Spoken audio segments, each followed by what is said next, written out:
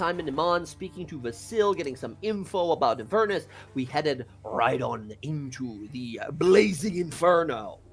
We were immediately met with heavier resistance, a powerful group of devils that were nearby that assaulted us. We were, however, victorious, seeing some of our new party members test out their skills. And turns out the few paladins that we have now in the party really fucking good at killing devils.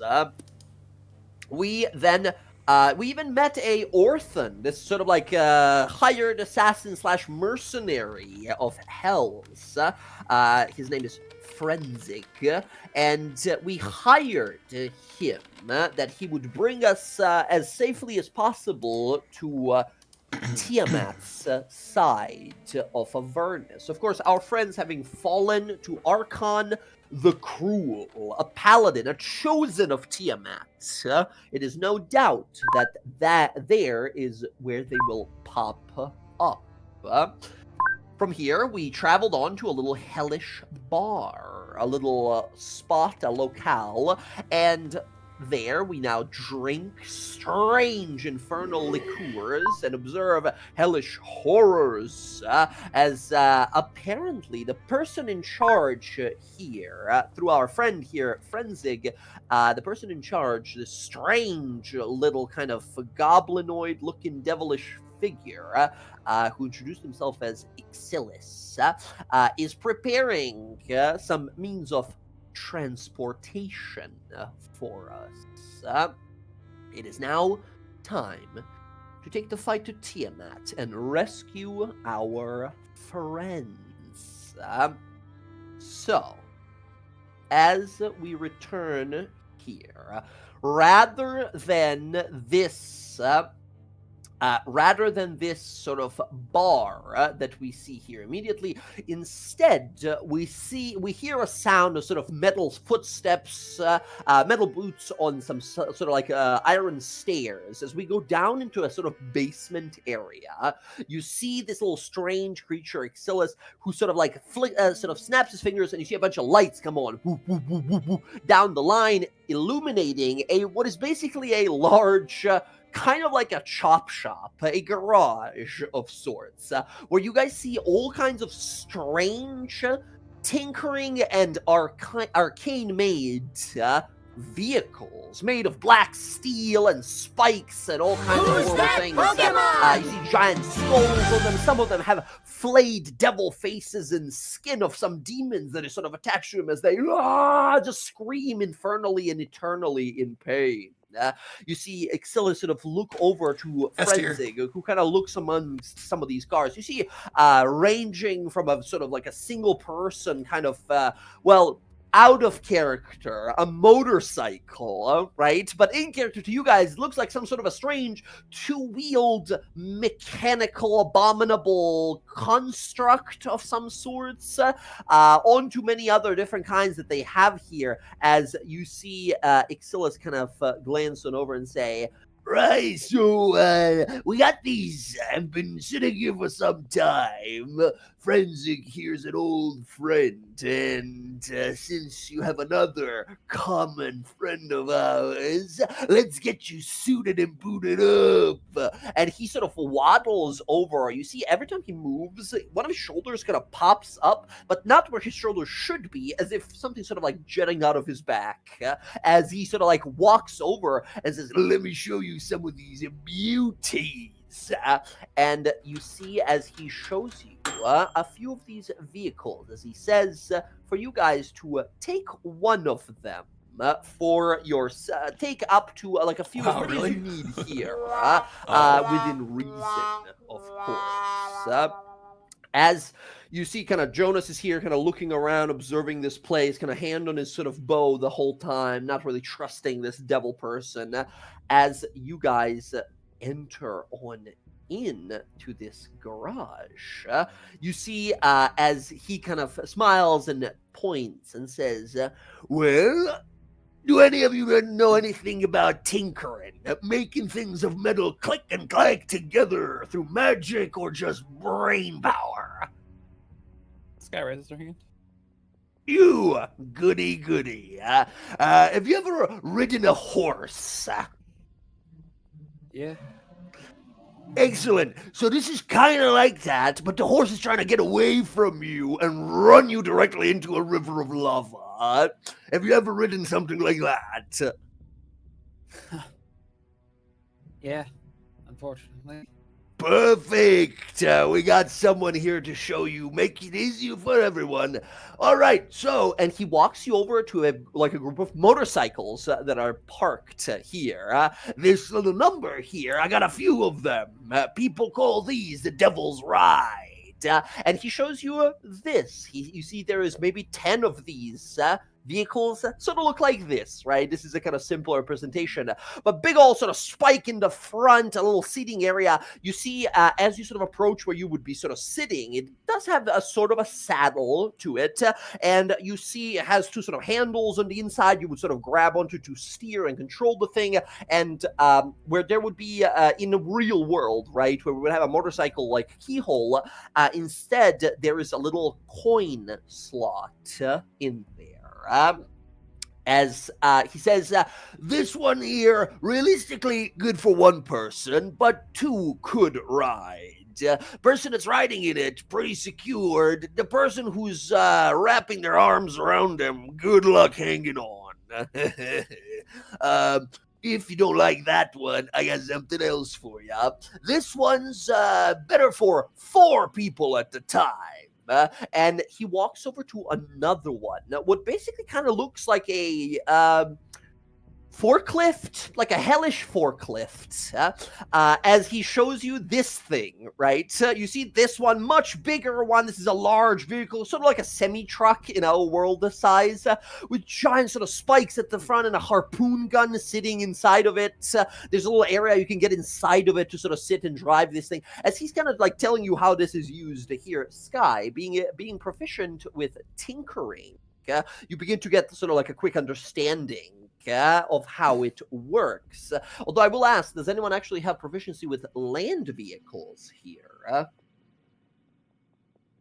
Bella does, but The one time! The one time! Brutal. Excellent. He points over to this one and says, this here we call the Tormentor. It doesn't go as fast as the Devil's Ride, but it's much better armored, it's harder to destroy, and generally you're going to be pretty safe inside of it, right? Any odd meteors or fireballs hit you, you're going to be happy you took this one over the fast one. He points over to the Devil's Ride. Now, if you don't, those two are the Devil's Ride. I'd say is the fastest. Tormentor's pretty fast, but not not as not as fast, and probably better armored for fighting. If you're looking, however, to take your time, enjoy the scenic route, bask in the glory of Avernus, you're gonna want the Scavenger. And he brings you over to this next one. You see this next one is a sort of like a construction truck with some spikes on the front of it. It has like 2 harpoon guns on the top of it here. It looks to be much, much bigger. It looks like twice as tough than the Tormentor here. It says, this puppy can fit also about 4 to 6 people comfortably here. This one, not really meant for speed, not at all. We call it the Scavenger because that's usually what the imps and the Barb Devils drive around to pick up the aftermath. You know, the many battles that happen here. They use this thing to pluck away the pieces. Nice for gathering. It's got this big grappling claw that can grab people from decent far away, and then 2 of these harpoon flingers. Generally, you kind of want, for all of these vehicles, it needs one person who's going to drive it, and then any other functionalities, you're going to want a person there. Needless to say, if you flip any of these, good fucking luck flipping them back over. So don't crash out, I guess. So like I said, Devil's Ride, one person, maybe two to be in. Tormentor is like 3, 4, maybe. Scavenger is 4, maybe 6 people inside of it. But I got one special one here. And he walks over and he brings you to this gigantic, thing of nightmares for a machine. It says, "This here is my little puppy. I call it the Demon Grinder." And he brings out, this is a huge, this is one of those like gigantic trucks, right, that you see going on like the main roads and such. Gigantic vehicles, almost 20 foot tall and such. As you guys see, what looks to be a movable front area that can sort of like crush down like a mouth would of giant sharp teeth. Many spiked sort of like wheels on it here. The back of it doesn't show that at the art, but the back of it has a giant wrecking ball that dangles from this like giant metal sort of pole that kind of swings around slowly. It says, "Now this baby, this can hold up to about 10 people. It's not that fast. Well, it's decent fast, but it's heavy. This is the biggest one we got. It's got a wrecking ball. It's got a chomper at the front, 2 harpoon flingers, and it weighs just about 12,000 pounds. So unless you have a giant in your pocket, if this thing swerves off the road, bye-bye to Demon Grinder. It ain't getting up." As he shows off these vehicles here. Now, he says, "Now, Frenzy here's a good friend, and I don't want to mess with Clemaine's friends. So I'd usually give you a pick of one of these. But I'd say go ahead and pick 2 of these vehicles. If one of the options is a Devil's Ride, you can have up to 3 of them instead of one of the options. And here, some change to go." And you see he ruffles through his pockets and produces a pile of black coins with little sort of like humanoid looking faces on them. Funny enough, they don't look the same. It doesn't look like the same kind of currency when you look at them, because one has a face of an elf on it, one has a face of a tiefling, one has a face of a goblin on it. And if you take a moment to sort of focus on those, you will see the faces kind of writhing and moving and looking to you, panicked, as if calling for help. As he points to those little coin slots on the machines here. Says, "These puppies don't run without proper fuel." And this here, he flips one of the coins and bites onto it as if to like prove its like quality as it's real. You hear this like gasping sound from inside of the coin as he sort of grins to himself. Says, "These are soul coins. One will just about do you for a day or driving and riding around. After that, you're gonna need to refill. Most devil folk bring these around, but they're not easy to come by. I'll give you 6 coins here. That should set you up for some time. I don't know how many machines you'd think on grabbing here, but and I think here, Sky, he hands you the 6 soul coins. You feel a strange sense of power emanating from them. This is totally the part of the video game where you look at it, and if you are a warlock, there's like a secret extra option that says like absorb the souls within, right? But as you look at him, like, okay, soul demon energy inside coins that runs machines. All right, good to know. You should look for the party. And he gestures, right? "Which one of my babies you taking?" I believe not I will partial to just the giant take puppies. Sable. Sable's not gonna cut it, bud. This thing, you're a horse, pretty fast, right? What does that thing clock at? Maybe, I don't know, 60, 80 feet? It can cross in a few seconds, right? I suppose so. He points to the demon grinder, says, easy 100 on this one. It's, these things, you're not going to be able to. You can if you want to use your own mounts, but I'm telling you right now, whatever you have, unless it can fly, it's not going to be able to catch up with these things. And you're going to want to blast through Avernus fast. Time is of the essence, yes. Out of character here. Rav, your horse is fast, but the slowest vehicle of these that he's offering has a move speed of 100 without a dash. This is a car. It goes very fast, right? No, I hear you. I think Cedric has a problem. But yes, these are demon machines. Right. Let me hop on video, actually. My horse can fly, apparently. I'm looking at the character sheet. It can fly if you summon it with a 4th level spell slot. Which I don't have. Never because, then it becomes like a greater steed. So it can be like a Pegasus or something, right? But not at this level. I'm kind of partial to the giant rolling fortress here. It just calls to me. You see the giant, like, wrecking ball swinging in the back. Yeah. So I turn to the guy. So, like, how much faster are these? You know? Then what? Each other or? Yeah, just each other. Like, I'm just curious how, because we have to think the distance we have to cross and how much time it's going to cut into our journey. Right. So you're gonna need about. You're going to Tiamat's side of the pie, yeah? Yeah. Right. You're gonna need maybe, if you're moving fast and nothing goes wrong, a day. If something goes wrong, day and a half, 2 maybe. If you die, you fucking die. But he sort of looks amongst these and says, if you're looking for sort of speed, the fastest one is this one. He hops onto one of the motorcycles, the Devil's Ride, and sort of shows it off.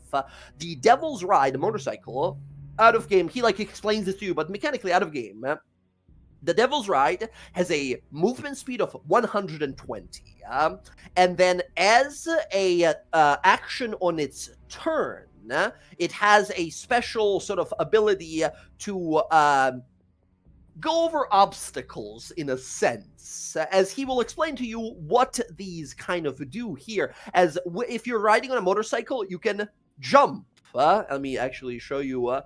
Quite literally, it has a jump. So if you run into a ramp, this thing can clear a 60-foot chasm, right? It's just Amazing. fucking shoot over a thing. It can do stunts on it. You can do like wheelies and burnout on it. It has like special moves. And then finally, if you get in trouble, it has a juke move that can like dodge out of way of like explosions and stuff like that, right? But it has no means of attack. It is not that hard to destroy either. For reference, if you want to play, you guys will test it out and such. A Devil's Ride, this motorcycle, has an AC of 23 and a health of 30 and a movement speed of 120. So extremely fast, super fragile. If you slam into something, it's just flying into pieces, right? That's the Devil's Ride. And also, every single one of these vehicles has a thing called prone deficiency, which means it's so hard to pull it up if it falls on its side or prone or upside down, right? The Tormentor, the medium one, has 60 hit points, has the ability to like shoot harpoons and such, and it has a movement speed of 100, right?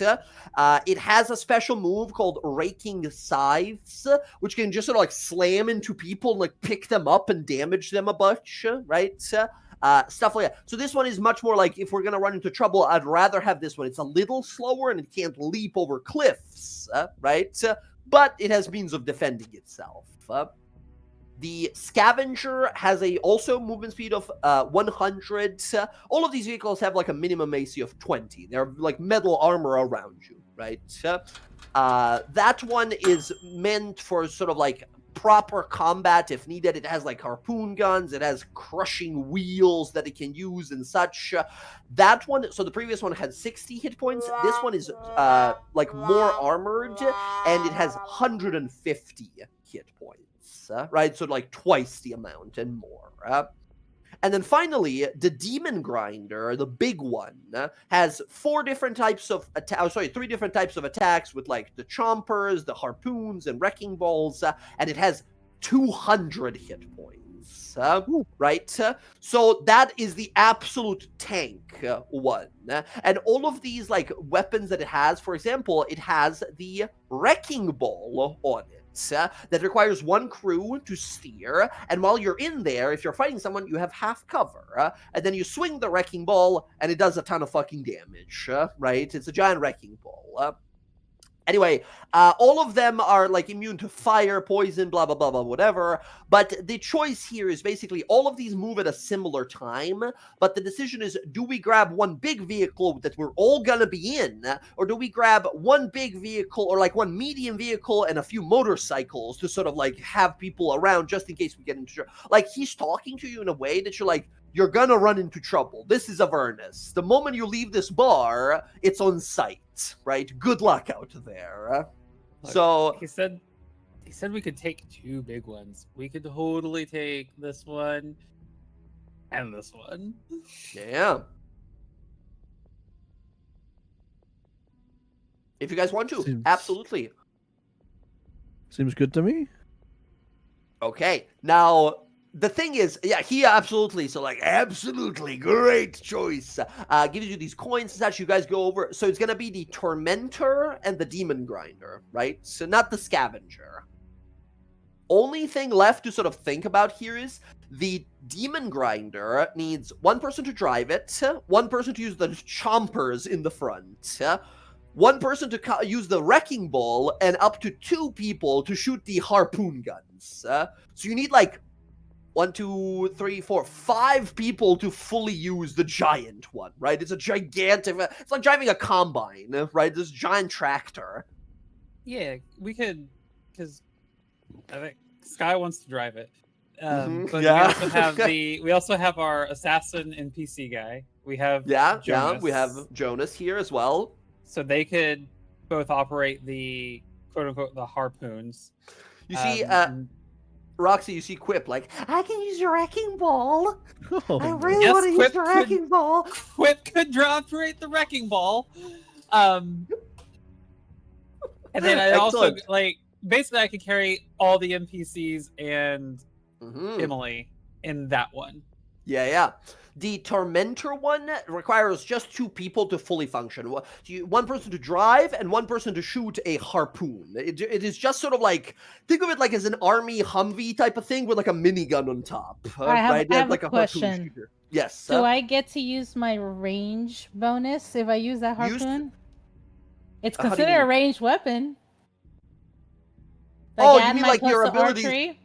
Oh, yes, totally, right? Because you're using a weapon that makes a range attack, so totally. Okay, Yeah. all right. Hell yes. I will say the only advantage that so the Tormentor has a little less HP, right? Or like less HP than the Scavenger, but only requires 2 people, right? The Scavenger needs like 1 person to drive it, 1 person to shoot the grappling claw, and up to 2 extra people for the harpoon. So that's another vehicle that like requires a lot of things if you want to like fully utilize it. So how are we thinking? Like Demon Grinder, I feel like that's for sure. We're going with that one for sure. And then do we want to go for either like the Scavenger Tormentor or just have someone on a bike nearby able to do shit? How are we feeling?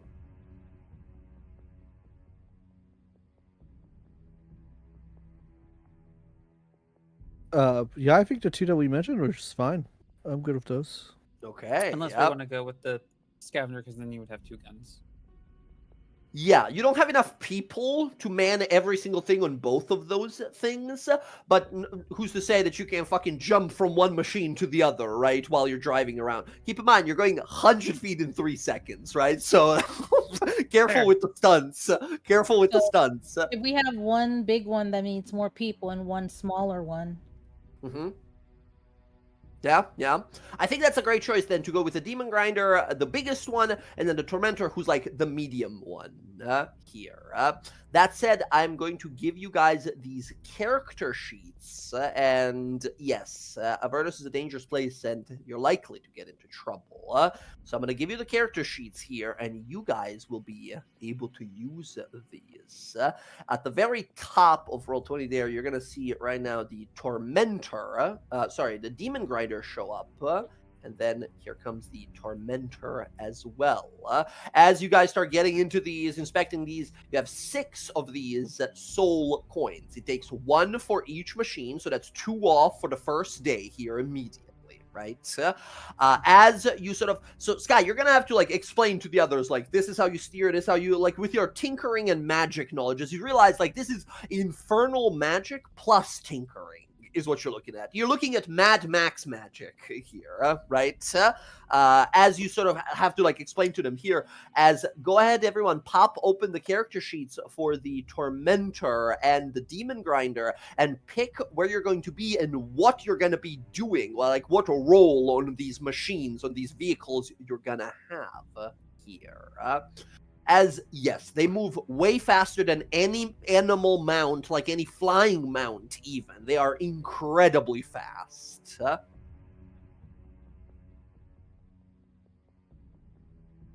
Yep. Oh, that's gonna be fun. I love driving machines. Hell yes. Fun. So for the Demon Grinder, Sky, you're driving, right? You're driving the big one. Yeah. I Just will in case, say, like, with your tinkering here, and your ability as a sorcerer, go ahead and give me a tinkering tools roll using your charisma. As you sort of look at it, like, maybe I can, like, jumpstart this. I think I can mix some magical sort of wires around, and I might be able to kind of, like, figure out a quick shortcut to make this even easier for us to use. Okay. Give me Hell. tinkering Just with hell in the background. Boom, someone's driving All by. With charisma. Let's see. Make sure you got that. And boop. Hold on. And almost did shot that as Constitution. 15, I believe, right? No advantage here. Yeah, no advantage. So it'd be 15. Okay. You start sort of fiddling on with it here. Best you can sort of start to understand or realize how this works here. It takes you a moment, but you are able to, on a 15 here, figure out a way to sort of connect one of the functions to the helm where you're going to be driving from. So, Sky, you can go ahead and take a look at one of these actions that the Demon Grinder can do and have it as a part of the same action you use to drive, right? So you can drive and shoot one of the harpoons, or drive and use the chomper, or like choose one of these, right? Oh, okay.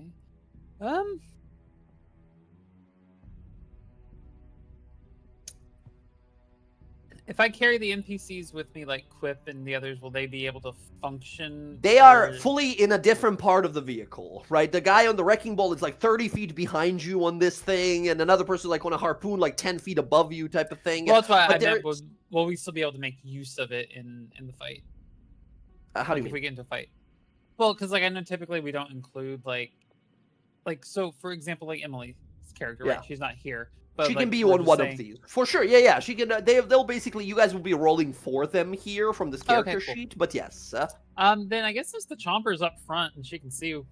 Hell yes. In the helm. Yeah. She'll you do a little. We see you. Yeah, with your knowledge of Infernal, right? You make a little sigil and sort of work it into the console here, and we see your symbol appearing of like a flaming bird there with like hellish wings that emerge. As you press it, we see the console sort of activate, come to life, and the chompers kung kung kung kung slam together. As you realize, like, I gotta take this thing home. I gotta take it to Exandria. As it clicks together. I just kind of like look out the window, like, y'all. I'm in fucking love with this thing. You see Frenzig sort of climb onto the demon grinder here and looks around and gives you a look, says, if you wish, I can control one of these stations as well. And then the rest of you guys, there's also the other one here, the Tormentor, which is sort of a similarly fast, but not as sort of... not as meant for, like, heavy slamming into shit. This one is like, you know, like I said, like a Humvee with a fucking minigun on top of it with a harpoon shooter. On here will be just like, this is basically like, you know, driving a pirate ship, right? You know, I could probably do it, you know. Hell yes. She'll hop in there. Absolutely. You hop on into one. You are in the Tormentor, driving the Tormentor, and Sky is driving the Demon Grinder. Okay, who's getting into other stations? For Tormentor, there is one Harpoon Flinger here, and the Demon Grinder has quite a few different, like, roles here. We have the Wrecking Ball and 2 Harpoons on the Demon Grinder. What are we thinking? Who's going where?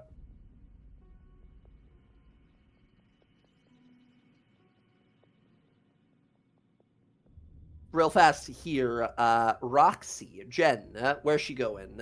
As you realize, like, okay, might as well make best use of these machines to get the hell through this as fast as we can. If that other NPC guy and Jonas use harpoons because they have they're rangers, right? They use range attacks. I would do the one with Anna, so that way we have people who can shoot things easier. Gotcha. So we're gonna have the giant fiend that we've sort of hired, which, by the way, this guy like writes up a little contract, right? He's like, here's a proof that I won't betray you guys if you pay me, right? And he signs it with you guys. You see a mark appear on the side of his head, like a burning symbol appear on the side of his head as the contract sort of burns up. Right? As for, like, I think many of you being paladins and holy people in some ways, maybe not too sort of comfortable with it, but those of you who might be a little more pragmatic, you realize, like, okay, I know for a certain this devil won't betray me, right? Because he wrote it down, and magically we agreed. Roxy, you jump in with Anahia here. We see Frenzig and Jonas, who are going to jump into one of these as well here. Cedric, what about you? Do you want to take part of this at all here? As you realize, like, if I don't go onto one of the hell machines, I'm going to be left in the dust. My mount's fast. It's not that fast to keep up with these things.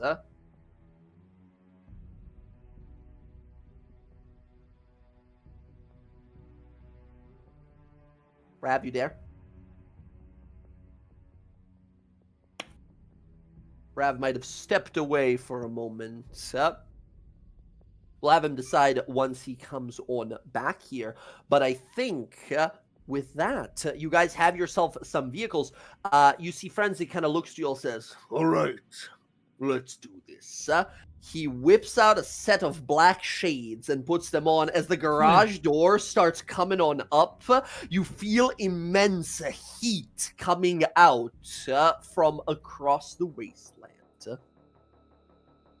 As the cars begin to roll out, we see the wrecking ball, swinging around. As you look out, you see fiendish horrors flying across the sky. A motorcycle launching off of a cliff, hitting a winged hell dragon, both of them exploding.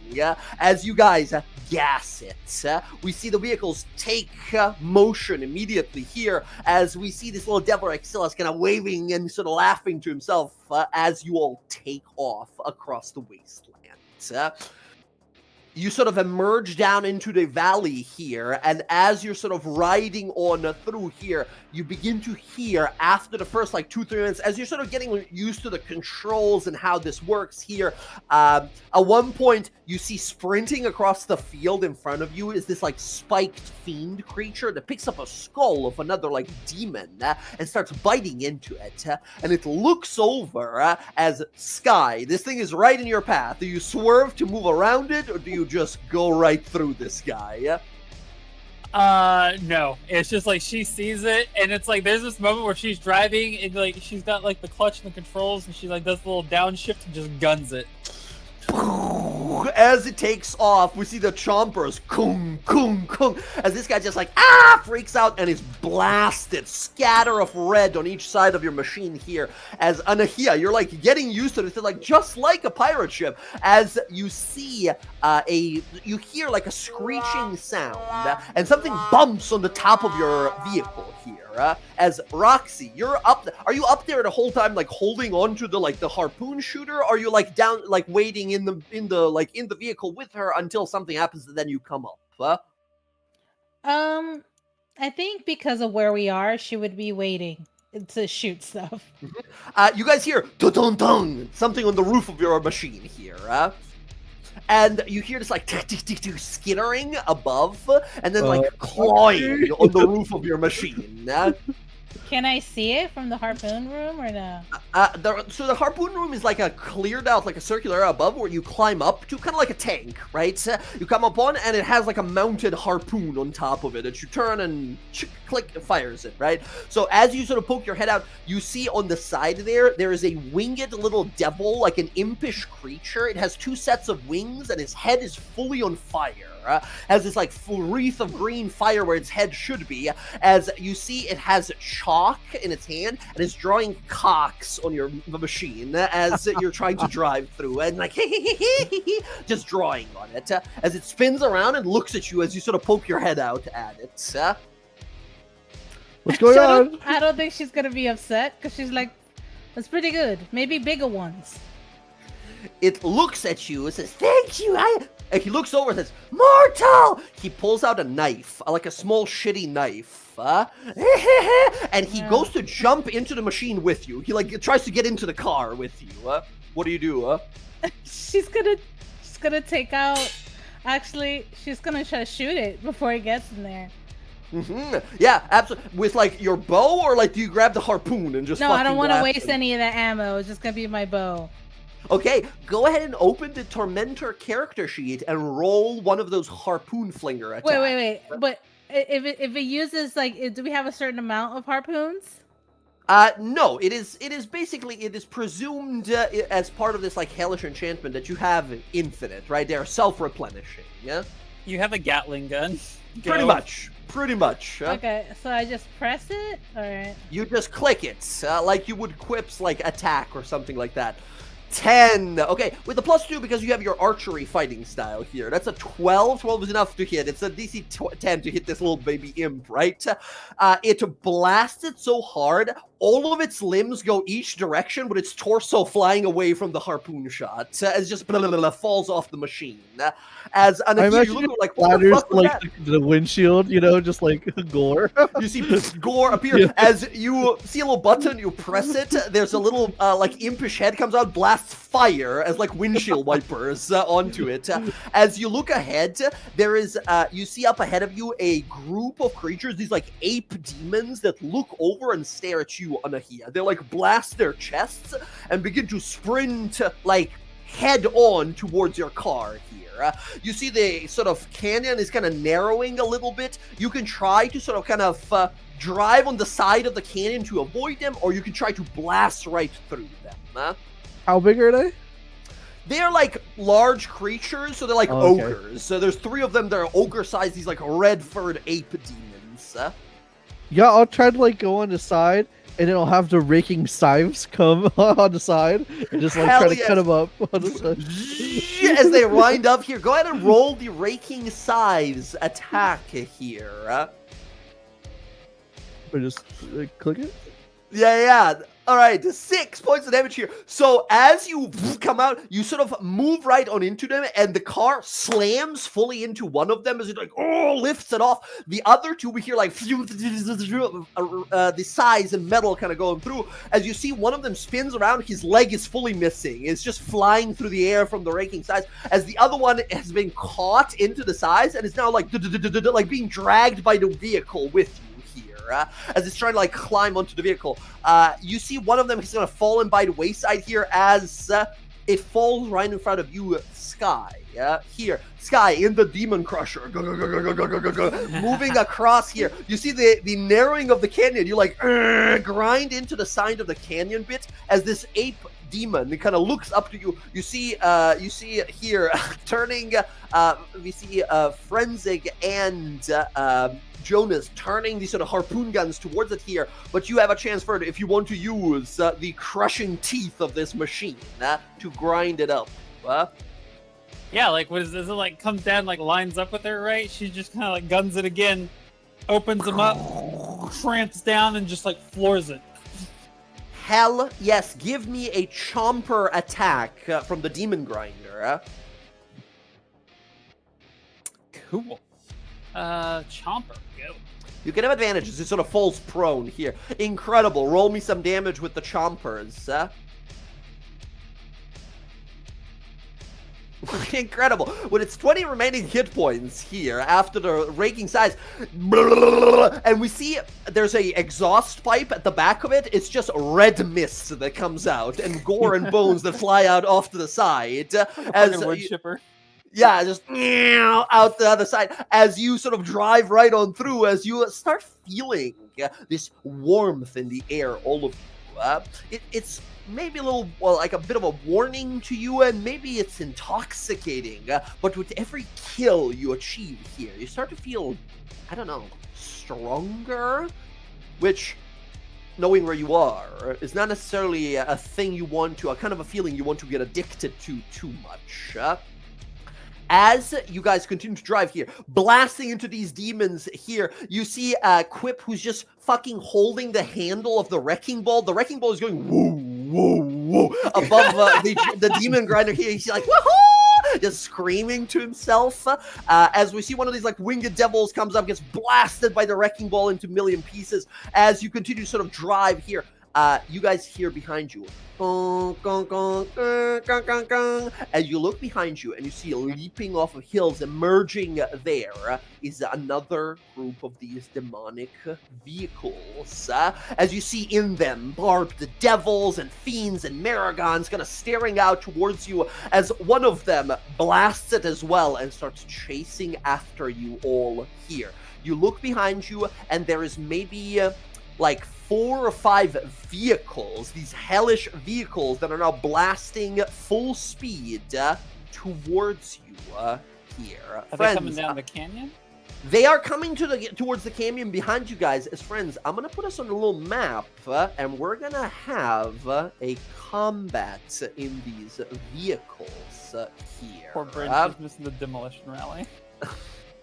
As you guys sort of rush on ahead here, I'm going to just put you on a map, and you guys are going to position yourselves in whichever vehicle you are and such. And I'm going to explain in a moment here how this is going to work. That's you guys back there with your vehicles. And do we have Rav back, by the way? Yeah, he's back. Yeah, I'm here. Aha, sorry. Rav, I was asking in what vehicle you're going to be here. Both of the vehicles have special properties that they can use and such. As Cedric realizes, like, I can't, like, my mount is fast, but it cannot keep up when it comes to speed to these, like, fiendish vehicles. Simply hellish magic. Who's in which one already? So far, we have Roxy and Anahia in the Tormentor as a driver and the shooter. And then over in this one, we have as a driver who controls the grinding teeth, the crushing teeth in front, is Sky. With the rest of our sort of NPC friends here, we have Renzik and Jonas there as the individuals who can possibly shoot the harpoon. If you would rather just like be in the back of it, like standing there holding onto the handle and just kind of like looking out the window and doing stuff rather than use the harpoons, you can do that as well. Yeah, I think he doesn't want to touch the demonic stuff, so he'll just hang out in the back and do what he can. As you guys blast through this valley here, can I have all of you guys roll initiative, please? I'll explain how this vehicle combat is going to work with... Do I roll initiative using the... you roll initiative for yourself. No, you roll initiative for yourself, and then I'll explain how the vehicles work during combat. Oh, by the way, did we get long rest? Since when? Since last session? Like when you when you arrived into hell and fought all those things? You said that we went to the bar, it was considered a long rest.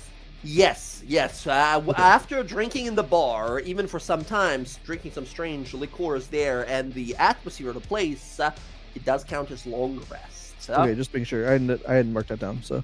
Yeah. Okay. Initiative. Dang.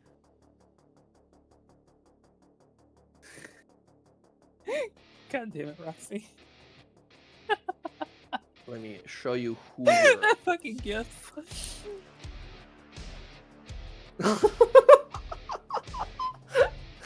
Y'all are going to hell. Oh wait.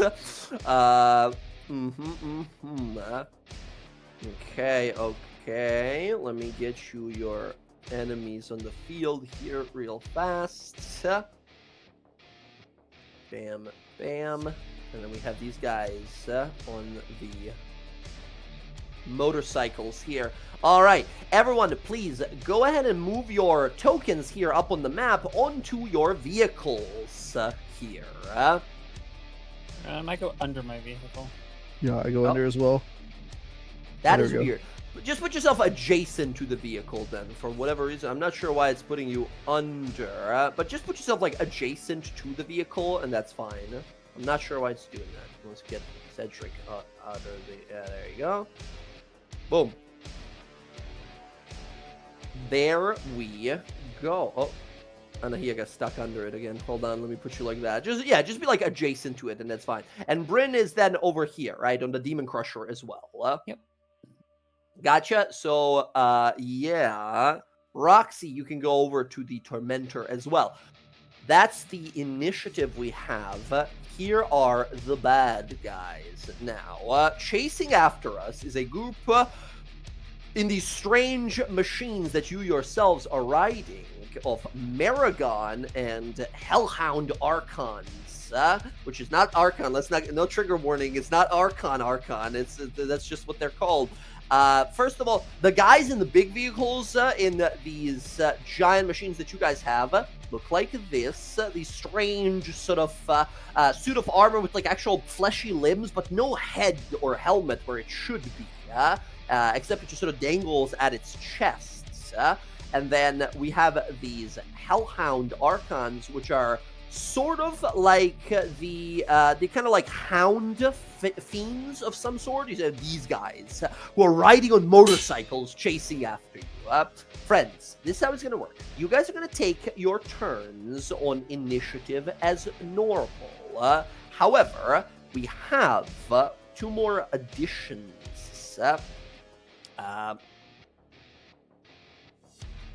Let's see here. We have two more additions to the initiative. I'll just mark one as our machines, and the other one will be their machines.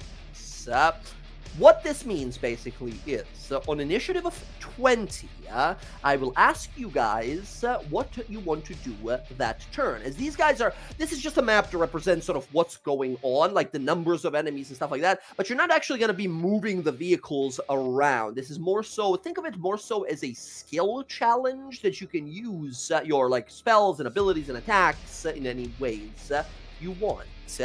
And their machines go at a 10. Now, that luckily means it goes after all of us. When it comes to turn for your guys' machines, you can do a few things. The basic things you can do is floor it, which means you just gas it and you try to move as fast as away you can from your enemies. Here, you'll be rolling a dice, a simple luck check, a d20. And if you get a 15 or a 16 or higher, there's a complication that you have to deal with from flooring it, right? Something might get in your way, or like an issue with the machine or something like that. If you get 3 successful flooring sort of rolls, you escape the combat, right? You get away from them, they can't keep up with you. Other than that, that's what you're sort of mostly doing. You're just sort of blasting, going as fast as you can, trying to escape from here, make best time you can. Other than that, on your guys' turns, you take your turns as normal. On the our machines turn, you guys use your machines' abilities and such. Now, enemies are going to have special moves they can do and such, and anything else that comes to your mind that you want to do with your machines, You can totally improvise. I invite you to be as creative as you choose to be. So, that said, this is what we're running from here as we begin this combat. Let's start. So, Sky, you're the first one to go. You feel harpoons flinging overhead, shooting in your direction here, as you see emerging on top of one of the vehicles is this sort of like fleshy giant arms in a suit of brass armor here. He holds a spear forward and roars out towards you. You see a symbol of Asmodeus on him as he sort of beats his chest and points as the shots of these harpoons are coming your way. Sky, it's your turn here first. You get to take your turn as you would normally, right? As it normally would. Okay, cool. Yeah, on your turns in initiative, you take your turns as normal, and we go to our machines. That's where you guys use the machine abilities. All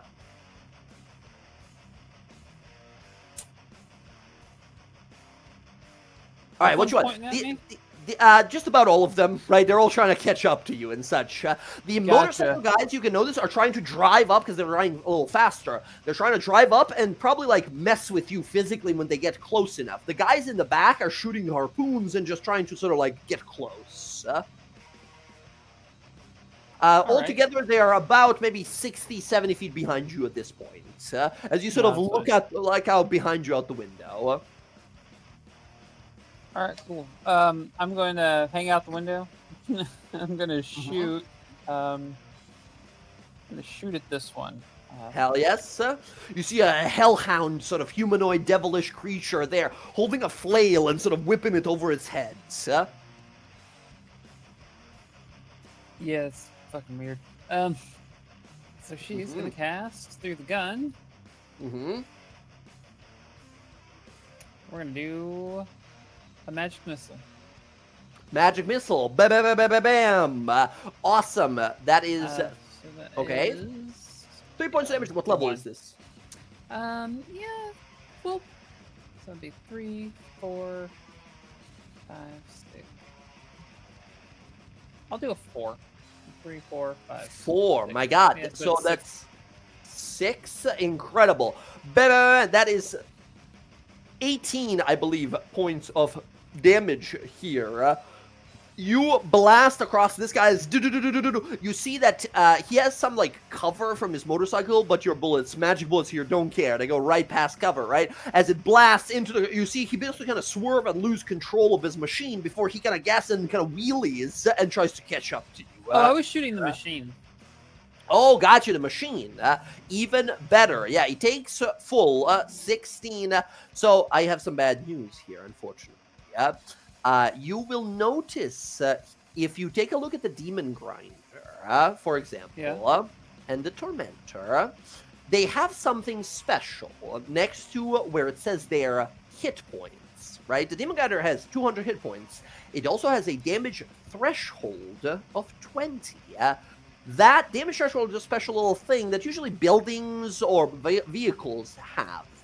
Damage threshold means if a creature like the Demon Grinder here has a damage threshold of 20, that means if I do 19 damage to you and your damage threshold is 20, you take no damage at all. Damn. As for the Tormentor, Tormentor has a thing that says damage threshold 10. Anything that is 10 points of damage or less just is ignored, right? You have to hit them hard enough for it to actually matter. The motorcycles, the Devil's Ride, has a damage threshold of 5, which means all of these 3 damage hits here are blasting into it, but are unable to break it down here. It's a very low damage threshold, but Magic Missile doesn't do that much crazy, like, high-level damage, right?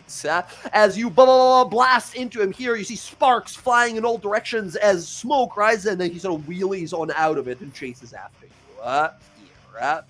As your machines are very sturdy here. That's all right. That's just a little Magic Missile. You still have plenty in the tank. We're going to spend Sorcery Point. Oh, okay. Yep. And we will... do a Quicken Spell on a cantrip. Quicken Spell cantrip. What are you sending out? Big old metal machines. Yeah. Checking. Yeah, we're spin 2. Yeah. Ooh. Yeah, we're gonna just check this out. And where are you? Fireball. Alright, boom. So 17? 17 misses against the motorcycle. Once again, you tried to take a shot. Keep in mind, you're moving 200 feet in 6 seconds, right? You're driving incredibly fast, and as you're trying to shoot, this guy's like swerving around, jumping off of cliffs and moving around. As you blast, 17 misses, unfortunately, here. Unlucky rolls there. All right, Sky, first time in hell. You're getting used to it here. That's quite all right. I believe that is your turn for now. Yep, that's me. As you continue to sort of drive and looking behind you in the sort of rear view mirror there, Roxy, we now go to you. Roxy, you're on top of the machine here. You'll get to shoot it on the next turn on the initiative 20 here. But for your turn, what do you want to do? Can I shoot this person that's on this? Absolutely, you can. Now, as you guys can kind of tell with your machines here, like the Tormentor, right? It says for the harpoon flinger there, right? It requires one person, and it grants half cover. So it's probably similar for them as well. For example, the helm, Anahia has a 3/4 cover right now, as does Sky. That's +5 to your guys' AC while you're in there. So it's really hard to shoot the drivers, but Roxy, you have a crazy attack bonus, so... Yeah, but Plus, if your first round, you are assassin, you have advantage. Is this guy on a motorcycle? He doesn't look like he's on the same machine as us. Sorry, what? Which guy? Oh, this guy? This guy. He's on. So all of these guys I've placed adjacent to the motorcycles because for whatever reason, all tokens go behind these machine tokens. No, but so I mean, does the motorcycle give you half cover too? I can't see the stats on that one. Right. I'll show you here. The motorcycle's helm, ability to drive and steer it, does grant half cover. So +2 to his AC. Just +2 though. Just +2. Yeah, I'm still gonna go for it. He's rocking a little. He's wearing like a little chain shirt thing. It doesn't look like it'd be too hard to hit. Yeah, I'll go for this guy. That way, if he's driving, he may speed out, and maybe the bike goes somewhere. Hell yes. Okay. I went. Attack here? Yeah, I go before him, so I get advantage. You're an assassin. You got advantage. Let's go. That is a 23. It's the driver. Bam! To the side of the arm here. Give me some damage.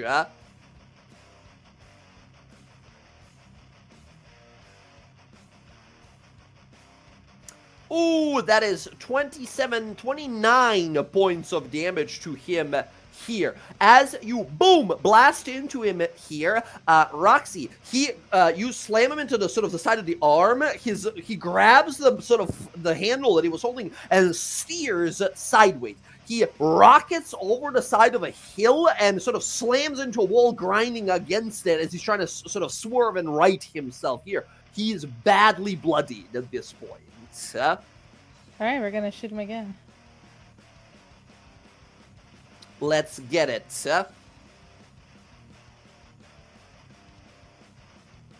Ooh, that totally hits as well. That is 12 points of damage. Roxy, you kill this guy. Bam, bam, 2 shots as he's sort of swarming and rocketing around. Jen, now a roll for you, not Roxy here. This is a luck roll. This is a crash out roll here. When a driver dies while steering and driving at full speed, I need you to roll a d20.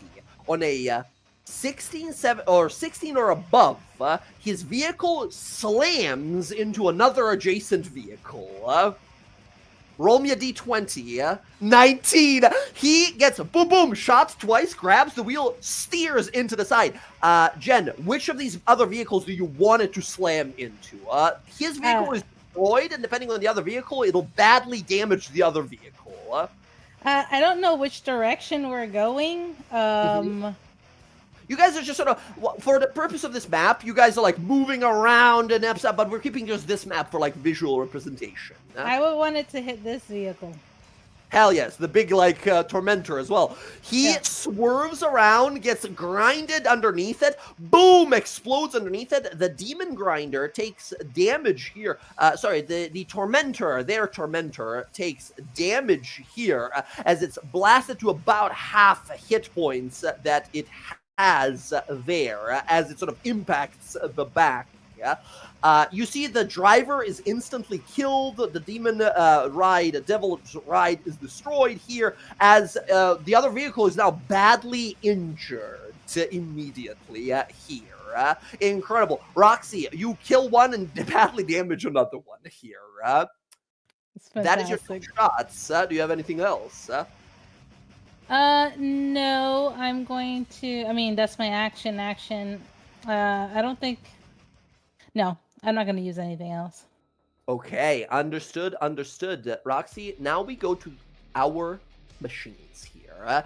Now, all of you, we're going to do a down line, and you guys are going to do whatever your machines allow you to do. But first of all, Anahia and Sky, are you flooring it? As you look behind, these guys are here now. There's another maybe 5 or 10 vehicles that are trying to catch up to us as well. So we're moving from north to south, right? Not necessarily. This is just to show it off on the map, but you guys are moving north and then left to the right. You're going, basically, you have Frenzy who's like, we're going that way. He's giving you directions to where you're going, but for the representation on this map, we're just positioned like this. Yeah, I imagine we're gunning it. Yeah, I would say we're gunning it. Gutting it. Okay, both of you gas it here as you... there is absolutely a little nozzle thing, and you flip it, and there's a big red button there, right? With a flaming head of a demon on it. As you press it, we see fire burst out of the exhaust pipes as you guys take off even faster here. Zach and Jess, can I have you guys roll a d20 roll? This is the same exact roll here. On a 16 or above, there is a complication in your way. Yeah.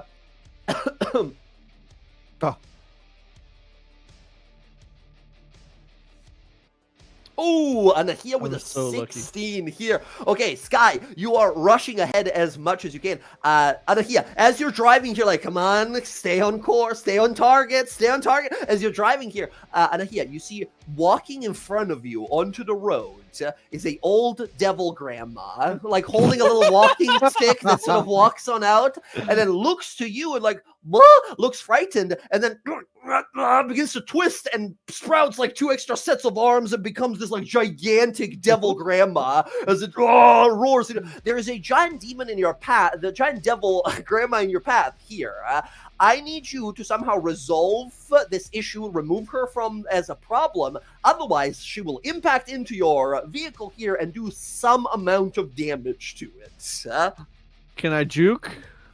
You can absolutely go ahead and try to juke here as a part of this. Yes, you have advantage on dexterity saving throws. Go ahead and give me a dexterity saving throw for the Tormentor as you swerve out of the way quickly. Is there a way to roll saving throws using the Tormentor? Yes. If you open the character sheet, it doesn't have a proficiency in any saving throws, so you just click dexterity, the number that says on the dexterity, and you have advantage on this. On a 14 or above, brutal. On a 13, unfortunately, Grandma looks at you and says, "What big teeth I have," and reels back and goes to punch your car. Wait, aura of protection, and you have your own aura of protection as well. Yeah. Oh my god! So that is going to put you over easily. The grandma goes to punch this grandma full on Superman jumps and goes to punch your car as you swerve out of the way as she's blasted into one of these motorcycles, and it's just bisected. As you look behind you, what the fuck was that? As you keep driving, you avoid. Not quite like driving a boat. Not quite like. No wild grandmas, demon grandmas in the seas. Excellent. Now, down the list here, Jess, first of all, what would you like to do? So you have your chompers here, and these guys are driving around you, and at this point, they're sort of catching up to you, right? So even though they're on the map here, not in front of you, there is guys on the motorcycles on the side of your vehicle who are looking up, trying to get their grappling hooks to shoot. If you want to, you can try to just fucking run them over with your chompers. Well, I was gonna say we also have the crushing wheels. Can I just Like as I see one like get like near me, like just like look at it, like give him the head nod, and then just like steer into him. Just yeah, absolutely. Give me a roll with the steering wheels or the crushing wheels. You can just correct the ability. Oh my god, incredible. One of these motorcycle guys will make a dexterity saving throw to avoid it. Now, it's a DC 11, right? It's a giant truck moving towards him. It's not the fastest thing, yeah? He will attempt a dexterity save with his motorcycle. 7. You run him over. We just hear of metal breaking, wheels flying everywhere as there's a guy stuck to your wheel going blah, blah, blah, blah, blah, blah, until his bones flying everywhere. As you see the rest of the motorcycles just back away a little bit. They let you have your space. As one of the guys is fully obliterated here. You see, you hear like a revving of a motorcycle, right? A devil's ride, and 2 more of these just sort of leap off of a cliff and kind of join here and kind of roaring as they continue. There's absolutely one that like paints his face in blood and like, woo, just screaming. This guy's gonna rip the like air horn thing on this, like the big semi horn, like. There's totally the pulling thing, right, on the big trucks that it has. Right. Excellent. All right, Sky, you destroy one of these motorcycles as they continue to chase after you here. As you continue to floor it, we see flames emerging from the exhaust pipes. Roxy, you have your harpoon here. As you look at the rest of these creatures here, you can take a shot at one of them, or as you see, killing the driver, super effective, right? Or you can try to damage vehicles. Now, this one down here has been damaged by the motorcycle swerving into him, if you want to try. Yeah, I'll shoot that one. Excellent. Go ahead and in the Tormentor's character sheet, just click the harpoon attack, and we'll be adding a +2 to your attack roll here. Ooh, okay. Unfortunately, on a 16, that's going to miss. The harpoon shoots, hits, or 18, I guess. It hits with an AC of 21. Boom! Blast across it, breaks across it. As you see the devils emerge again and just gonna cheer on as they continue to chase after. That is going to miss, unfortunately. All right. As you fire off here, Cedric, you said you're just staying in the vehicle. You're not using any of this like devil machinery. No, he's not. But he's like holding on. His every time some gore, guts, bits of demon comes his way, he just knocks it out of the way, out of his hair, so it doesn't land in there. Excellent. You see, as Cedric, on your turn instead here, you hear a flapping of wings and something lands sort of on the side of you. And this is sort of like a not a minivan, but what am I thinking? What's the word? The thing that you like, trailer park, right? There's enough space on the Demon Grinder equal to a trailer park where you guys have like a lot of room inside. You see, just outside the window, landing is like a winged succubus demon creature that sort of looks over and kind of holds a little dagger outside and looks down at your guys' wheels and smiles and jumps down off the side of the machine. Cedric, you look around, all of your friends are shooting, fighting here. Do you go outside of the vehicle after her as you see some sort of a saboteur has landed on your vehicle? Oh, damn, they're actually on the vehicle, huh? They are winged succubus creature that landed on the vehicle, looked around, smiled at you, and jumped down with sort of like wire cutters, basically, right? Yeah, we're going to try and take care of that. He's going to pop out the window with his lance.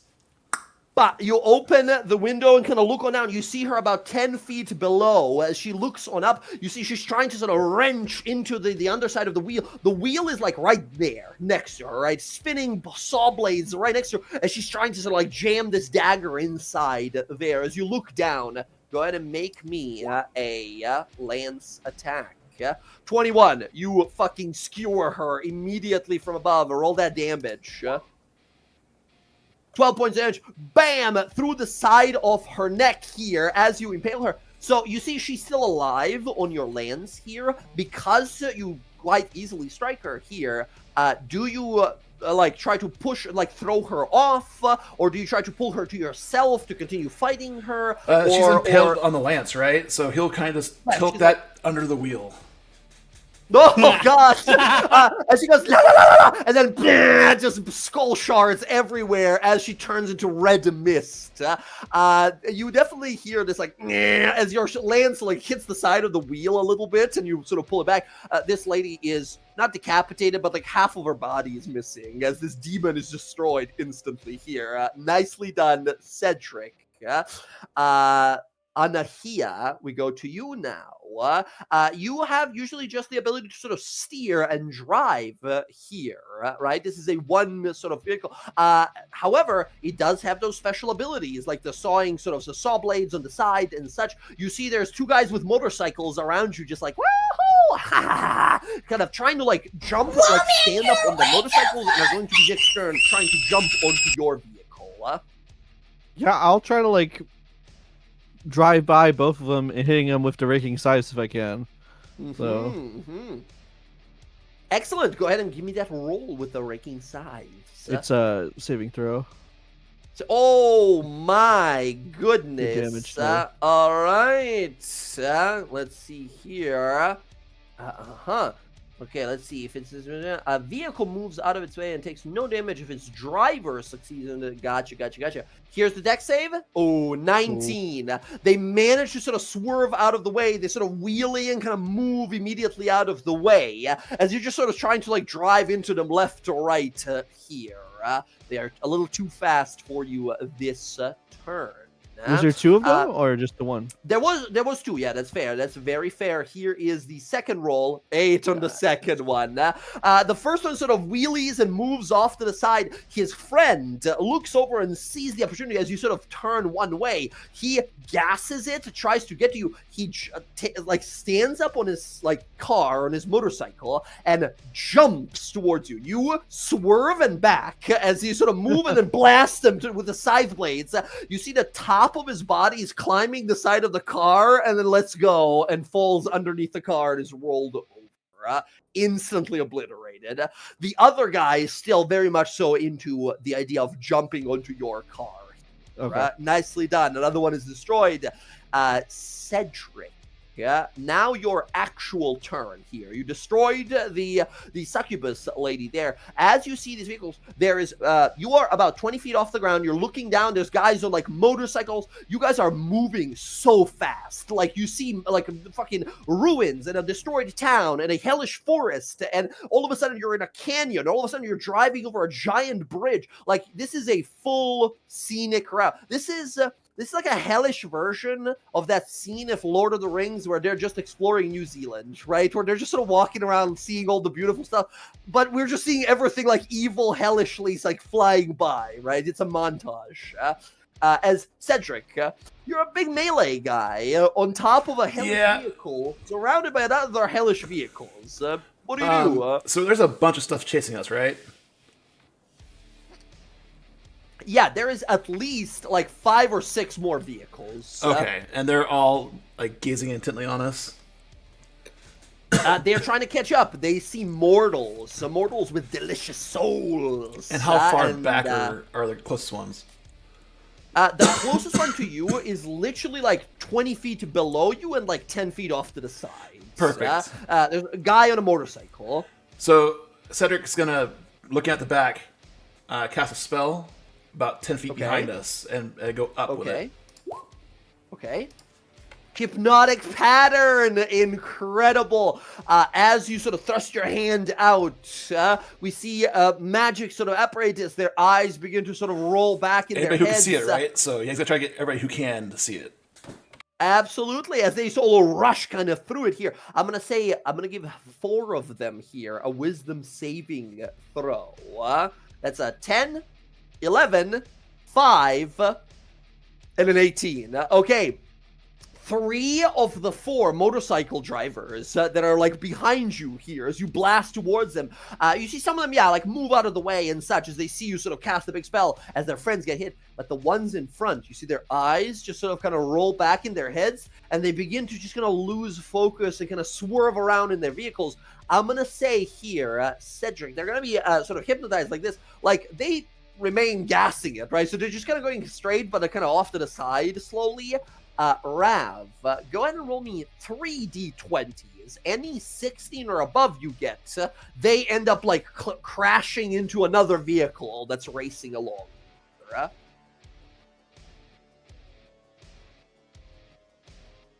Is that same luck roll that Jen had. 19 here. Okay, 2 of the guys drive for a few moments here before they start to slowly kind of like clear their heads. Someone walks over to them, smacks them, gets them to wake up on their motorcycles here. One of the guys kind of rolls around and then loses control of the vehicle. Go ahead and choose one of these vehicles behind you here that are actually on the map. These guys actually represent how much fighting there is left to do. I will say this other one is half destroyed from a motorcycle slamming into it, but if you want to damage this one and set up some like AoE attack by your friends in the future, that'd be pretty great. Yeah, as well. I think it's probably gonna be the case there, is that guy. Hell yes. A motorcycle slams into this one. That is boom. That Tormentor back there is now badly damaged when it's starting to like black smoke emerging from it as it's starting to sort of like shake as it's moving, barely holding together. Nicely done, Cedric, here with your spell. Very, very good. Unless you have a bonus action or anything like that, I think it's your turn. Not yet. I'm good. Okay, next up, Anna here. Anna, as you are driving here, you look back, you see some people trying to get onto your vehicle here, you're rushing ahead.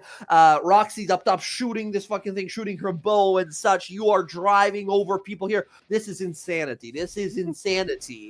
But it's so damn fucking fun. As you look back around you here, what do you do on your actual turn? You see that one guy who moved away is getting onto his vehicle again, and as you're trying to get to him, he like made the deck save, right? So he keeps moving away as you realize like you're not gonna be able to just run him over unless you fucking like handbrake or do some like crazy spinning shit or something like that. I think at this point you see he stands up on his motorcycle and pulls 2 glaives and is like spinning them over his head, about to like helicopter fucking jump towards you. She like sticks her head out the window and has plan B, her gun, and it's just aiming and just gonna fire. Boom! Give me an attack roll here. There we go. Once again, Plan B is a almost like a shotgun size gun, right? As I think with a 19, go ahead and roll damage. Plus sneak attack. No, I guess not, but you know. Absolutely add sneak attack. This guy, last thing he thinks is you have a fucking shotgun to point at him here. Oh, he's terrible. as surprised as he can be.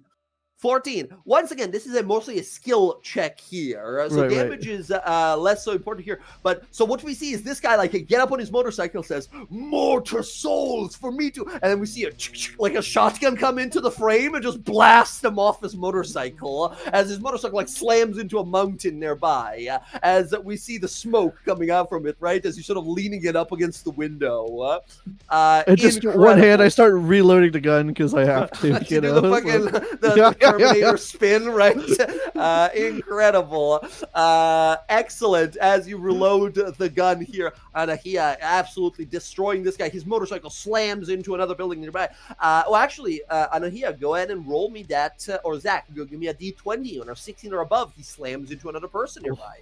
All right, his motorcycle just swerves off the road and lands into a moat of lava nearby. As Anahia, that is going to be your turn. Unless you have a bonus something. Nope. I think that's pretty much my turn. Excellent. Now, we have their machines. The guys on the field here and some of these like extra ones that have rolled in recently try to get close. Jumping onto the demon grinder here. Skylar, that Pokemon? 3 of the Maragon devils that leap onto the machine and start climbing on up here. Skyleth, I believe there is a special ability that the demon grinder has that can like run people over. Yes, the crushing wheels. Yeah. Okay, As they leap onto the machine here, Jess, you can go ahead and give me, this is basically like a steering roll here, which is going to be your dexterity modifier plus your proficiency because you're proficient in tinkering. Yeah? So it's like a dex save, basically, if you're proficient in dex saves. Or stealth, or sleight of hand, any dex check that you're proficient with. Or you can just... You can roll tinkering with dexterity as well. That works too. As this will determine basically to see if you're able to run them, like shake them off your vehicle and run them over before they climb up to the helm and try to fight you. Right. Well, I have a tool expertise with tinkering. I don't know if you want me to do that. Oh, yes, absolutely. That would count. You can count as expert in driving hellish motorcycles. Perfect. Dexterity then. Here we go. 18. 18's pretty good here. One of the three individuals is jostled off, falls under, and you can roll me the damage for the fucking crushing wheels as he's absolutely minced underneath it. Yeah, with fucking 38 points of damage, underneath, just left, sort of dug into the grooves of what your wheels leave behind. As you see two more climb on up. They grab their weapons and immediately try to rush into towards the helm here, as they're now like on your vehicle, trying to like stab through the window, trying to get at you here. We have two of these guys that now join this vehicle where you guys are at. As they approach, each of them makes 2 attacks with their halberd. Sky, one's gonna try and poke at you. Remember, you have +5 cover from being inside of the helm. Hell yeah. Cedric, you also get attacked here, but you are not the one inside of the helm that she's like driving in, so you don't get this AC bonus. Sky, 2 attacks, 11 and a 19. No. I think easily misses here. Cedric, for you, 18 and a natural 20 for you, Cedric. Oh boy. Here. Cedric, you take 17 points of damage. Nothing too bad. You're a big tough guy. Yep. Excellent. As he stabs you sort of into the chest here, it says, "You're so filthy mortal." He looks up at you and realizes just how damn handsome you are, and he's just sort of like staring at you for a moment there. As they move this machine there, this will move here. Finally, the Tormentor over here is going to fire a harpoon at Anahia and Roxy's vehicle. So this is against your guys' Tormentor. That's a 17. I believe the Tormentor's AC is 21. That does not hit you guys. It slams into your vehicle, but doesn't do damage.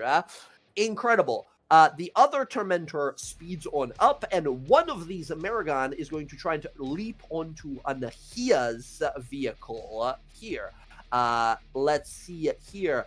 Same thing as I did with Jess just now. Zach, I don't believe Anahia is proficient in land vehicles or tinkering. Nope. What about Arcana? Do you think she's... I'm just checking. I have to check.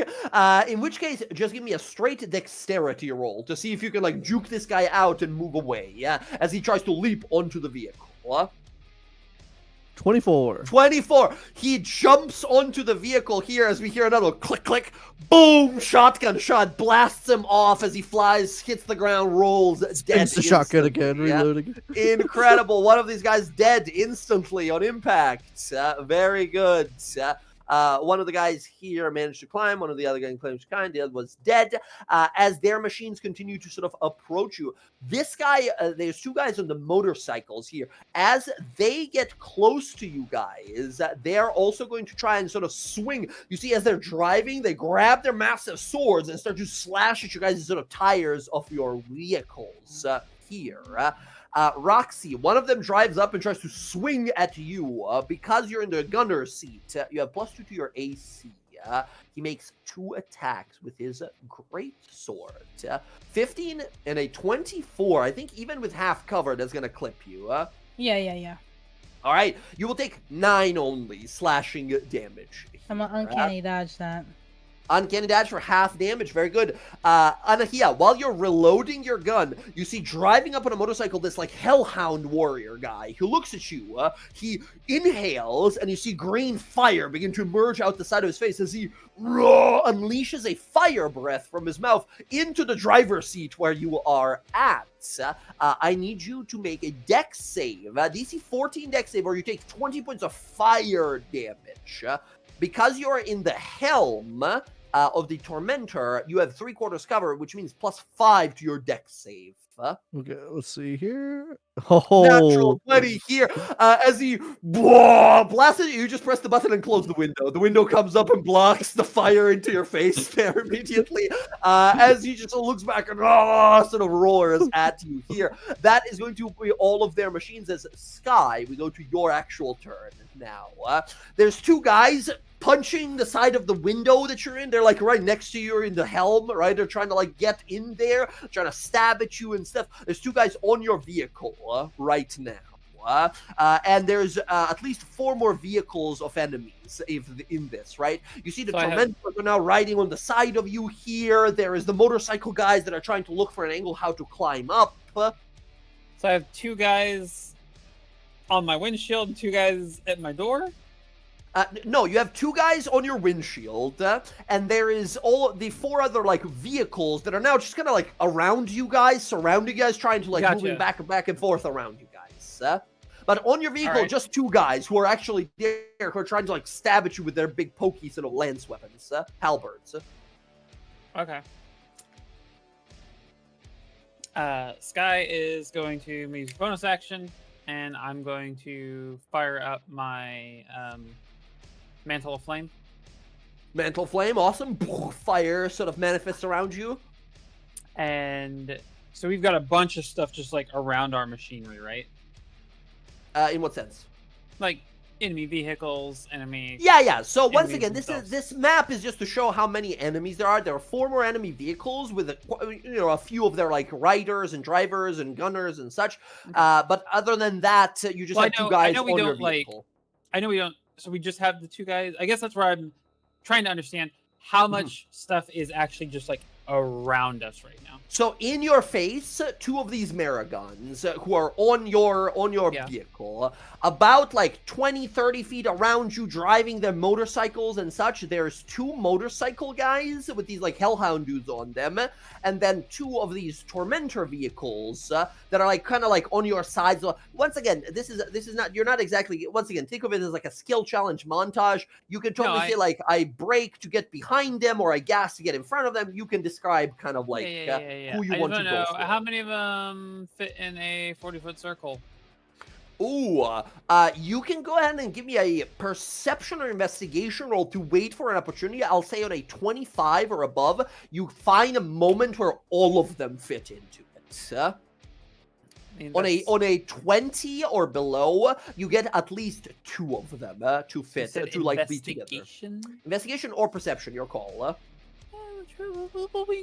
That's a -1. Boo. You are having, they're keeping spaced out. They're trying to stay away from your wheels, and therefore are keeping a little too spaced out for a 4. Like you can get like 1, and you have to even like aim for that because they're moving fast. They're moving left, right, trying to dodge. All right, then I'm gonna just shoot the guys on the hood of my car. Okay, gotcha. What are you shooting with? We're gonna do a gun. A gun. Yeah. No, I'm gonna do a 5th level fireball because the mantle's running. It just oh my god. Resistance. Okay. And I'm gonna 5th level fireball. Send that damage. Send a sorcery point to shape spell because it will be like everybody here on the truck, including myself. Oh hell yes! No damage. Yes, very good. So here we go. Fireball. 5th level. Let's go. That's gonna be extra 2 extra dice here. Oh, okay, I forgot to turn on the Mantle of Flame, so there's an extra 5 damage in there. Awesome. It's all fire, but it says fuck their resistance. Excellent. And you don't have the like the elemental adept thing that lets you like reroll 1s and 2s and 5s. Yeah, I didn't take elemental adept. Gotcha. Okay, that's 30 points of damage. These 2 guys need to save or 35. die. I forgot, I 35. forgot to click the mantle on. Incredible. Here's 1, fails, dead.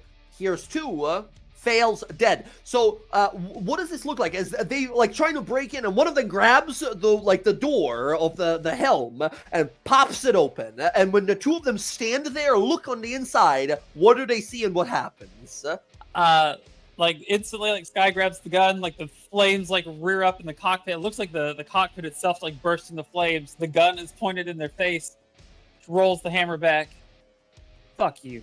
Pulls the trigger, and there's just this detonation. Son of a! As boom, blasting into them, we see a wave of flame shoot off the side of the demon grinder here, as these two guys just charred remains of their armor flying on through, as another, we just see down below, as Anahia sort of boom, drives over their destroyed remains, as we see flames lick up around you, as we see you sort of holding them fully engulfed in fire, but none of your friends are injured here. As you see sort of Renzik and Jonas kind of looking over like, holy shit, that was intense, as they sort of like flinch from the fire for a moment. Hell yes, Sky. There we fucking go. These two are fully removed from the fight here. Very good. Excellent. Roxy, it is now your turn. So what is actually removed from the fight? So everyone I delete is gone. Okay, They are fully killed. We win the fight when all of these like actual enemies on the map are there. There's going to be other things that like happen because we're in hell and racing through every turn. There's something that's going to happen.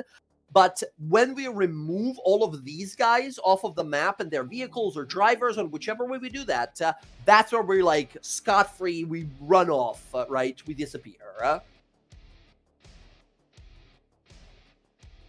Okay, so I'm gonna shoot this guy. Which guy? Aha, gotcha. The guy on the motorcycle. Very good. The Hellhound guy. This is the guy that was blowing fire into Anahia's face here. Yeah, you emerge. So where are you shooting from? Like through the window of the vehicle, or do you get on top of the vehicle and are shooting? Yeah? I'm gonna shoot from the window. Gotcha. Excellent. You poke your head out the window and blast. Go ahead and make an attack roll. Zephyr Strike. Zephyr Strike. Awesome. If you want to use it right away for that advantage and extra damage. Yep. 19 with his bonus IC from his car still hits here. Let's go. 19. Wow, that hits exactly with his +5 to AC. Yeah. I re-roll. Let's see what I roll for these. You got a 4. You got one of the ones on a D6. Other than that, yeah. Yeah, I re-roll them. Okay, one of the D6. Okay. That's exactly what it is, I suppose. That is going to be 23 points damage. He's bloodied but not killed instantly from that one. You sort of slam into his chest there as he grabs onto his wound, pulls it out, and as it's sort of bleeding, he like licks the arrow, right? And then you shoot him in the head. Incredible. Go ahead. Yeah, 12 points damage. That will kill this guy as he sort of like tries to like do that little badass thing. You pop him right to the side of the fucking dome. The luck roll, okay, there it is. Unfortunately, he doesn't. He swerves off the side of the road as his vehicle explodes in the background somewhere. Okay. Nicely done, Roxy, as you continue to rush on through here. Good stuff. Very, very good. Next up, we go to our machines.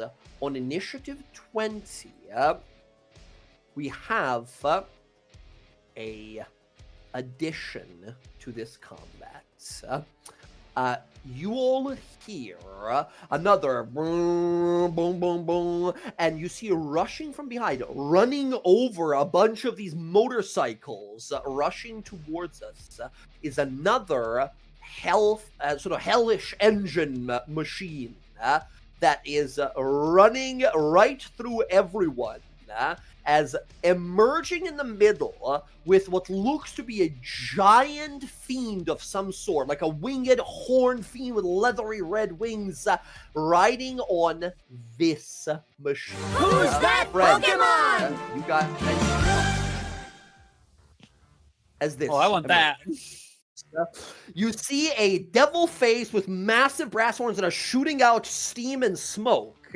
Fire bursting from the front of it here, and a bunch of these like kind of like bug legs, these like strange centipede legs that are like clicking quickly.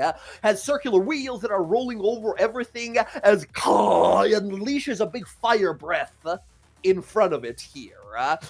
You guys see, riding on top of it is this like crazed looking horned devil. He has what looks to be like an orb of flame in one hand and a trident in the other, as he swallows the orb of flame and then sort of spits it out into the air above him, creating this like fiery explosions in the sky. As he sort of like chants on, all these other devils are getting more hyped and excited to run you down. As he calls out, fire! And you see all of them begin to sort of shooting after you. As you realize, whoever this guy is, he's probably the gang boss.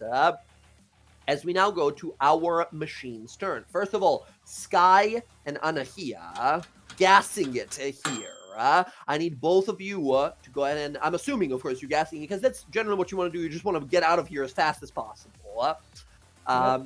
That said, I need a D20 from both of you guys here. On a 16 or higher, there's complications. Are you kidding me? Again? Again. All right, incredible. Anahia, as you're driving here as fast as you can, you hear something. You see like something move off the side of your vision here, and a imp who has a little post messenger's hat on and a little bag that he's wearing looks over to the side. You slam into him, and he flies under the hood of your car. You hear him like blah, blah, blah, blah, blah, hit a bunch of things, and is shot out. And then you see a little red like check engine light start to beep on your car, right? As you little teet teet teet teet, as you see a little thing written in Infernal. Do you read Infernal? I believe you read Abyssal as you want. I read Abyssal, yeah, but I not. You have not Roxy Infernal. in the car. Roxy, do you speak Infernal? Nope. Okay, you sort of look at it for a moment as both of you kind of look at it like, what the fuck's going on? You can give me an intelligence roll. You get an advantage here because you know Abyssal. To try and translate like what's going on as a little red like check engine light. You start to glow. Something like flew into your engine. That's not what Anna would do. She would smack it a few times and then just feed another coin into it. Yes, incredible. As you put another coin in here, okay, here's the thing. You don't know what this did, so you put more diesel in, right?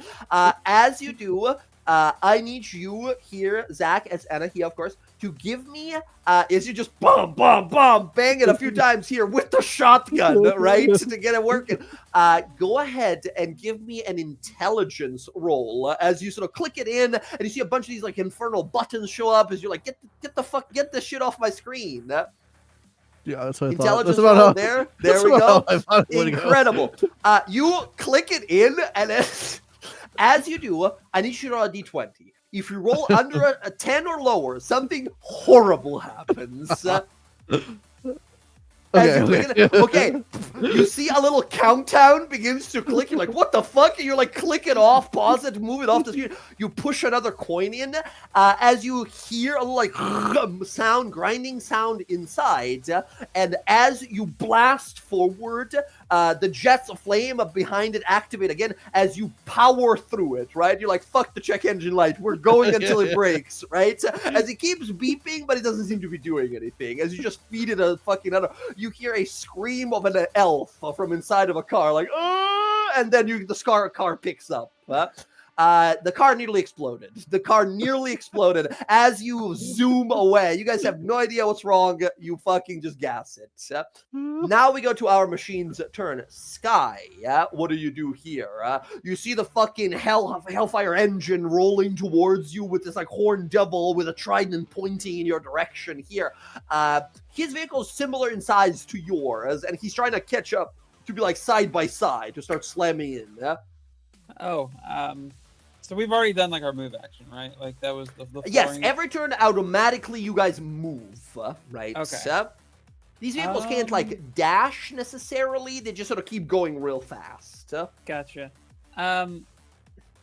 Is it possible to get Anahia like vehicle like up in front of me so I can like use my ass in the block and let Quip have fun with the giant fucking wrecking ball? Oh, to like block for it behind it? Yeah, absolutely. Yeah. You sort of you hit the brake, move back. Which, funny enough, these vehicles do not have brakes; they just have hand brakes. That's it, right? As you have to like squeal it, it squeals across the floor. We see sparks flying everywhere. Quip pulls onto the fucking thing. The wrecking ball is going to make an attack this turn against it here. As Jen, do you mind, in the Demon Grinders character sheet, rolling a Wrecking Ball attack for Quip, who's just sort of like wildly swinging the Wrecking Ball around? 16 here against this, yes, will hit. This is a giant vehicle here. Go ahead and make an attack roll, or sorry, damage roll here. You can just click the Wrecking Ball thing in the actual text chat. 45 points of damage, double to an object or a structure. This is an object. The vehicles are objects, so it's 90 points of damage to it here. Quip calling out, "I've never been more alive!" And then boom, blasted thing. This thing tilts on one side as you see one of the devils like drops off to the side, clicks a button, and a giant blast of fire emerges, sort of righting it back into spot. You do 90 points of damage to this thing, nearly bloodying it here. That's the one of the attacks that Quip has here. Renzig and Jonas immediately take shots with the harpoon flingers. Natural 30 or natural 20 for Jonas here, and then Renzig with a 15 unfortunately misses here. That's 19 more points of damage to this Hellfire engine behind us here. Jess, what about Sky? Is she trying to do any maneuvers with the car, or is she just trying to like run over some of the motorcycles? Well, let's see. I'm trying to think what we got. Right now, you have Anahia and Roxy's car in front of you, and then this Hellfire engine behind. Yeah. Let's see. String wheels. Huh. Okay. Dumb maneuver. Because I've got, like, my ass end is, like, apparently built to take a beating with this wrecking ball back here, right? Okay, this thing's, like, barreling towards me. Can I just, like, hit the brakes, like, floor it backwards, and then, like, strike it, and then gun it forwards again? You want to brake check it as I you're want to rushing through? brake check it, right? Oh, my God. Stop it cold, and then just gun it. Absolutely, you can do this. Go ahead and give me a Tinkering Tools roll here with When your she charisma does that, this can Cedric time. act as well? Yes, Cedric, if you wanted to do something as well, for sure. He's already at the back. Okay, So yeah. normal. He's gonna pull out a bottle of holy water and wait for her to brake check. Nice. Oh my God. Yeah, absolutely. Normal tinkering roll. So Tinkering It's roll, you literally can what use it your- posted the gift. Yeah, you can absolutely do so with charisma here. I'll say if you want to, you can spend 1 sorcery point and get advantage on this, as you sort of use your sorcery to control the hellish magic inside. Okay. Works for me. Okay, it's not going to be easy, but you got it. 18 is not quite here. So you brake check. This guy fails the brake check. Fully slams into you. But As he does that, Oh. holy water into the open flame in the center. Incredible. What were you saying, Jess? I was going to use my inspiration. Inspiration If I to can. roll. Let's go. Let's go. Yes, absolutely. Come on. Oh my God. Oh my God. Natural 20 for 33. You brake check as the giant wrecking ball comes sort of swinging around. I need Renzik, Jonas, and Quip to make deck saves. As do you tell them you're gonna brake check? Because they're back there like shooting stuff, right? I don't even know what you say, right? Like brakes aren't a known thing in Tal'dorei, right? Like just kind of like Brace yourself. everybody hold the fuck on, right? You see Renzik like, oh shit, kind of like get down. Jonas looks over and like lowers himself. Quip goes, I'm a golden god, as he swings around with the thing.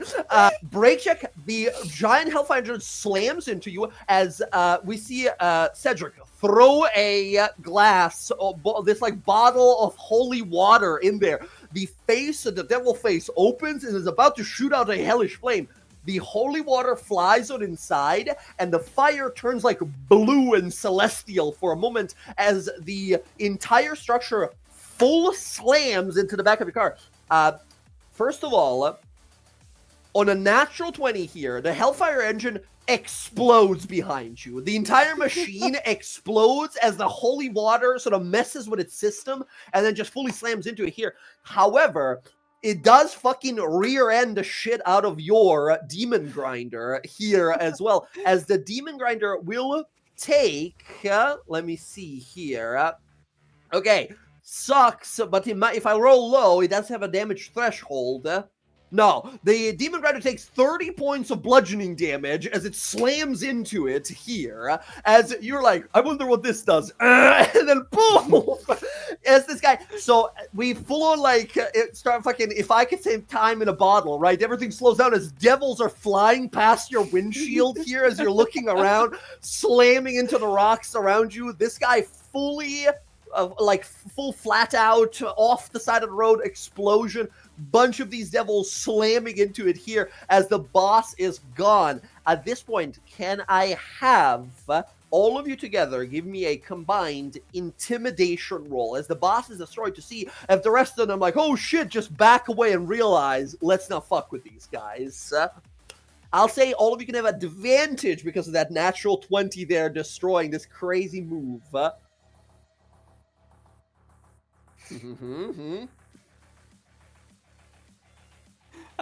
I just like to think that Oh, the fire natural parts. 20. The fire parts, and there's Cedric just looking fucking immaculate, just like Just fuck you. perfect toss into pristine. the thing. Jaw perfect, hair moving slightly in the wind. Nice. There we go.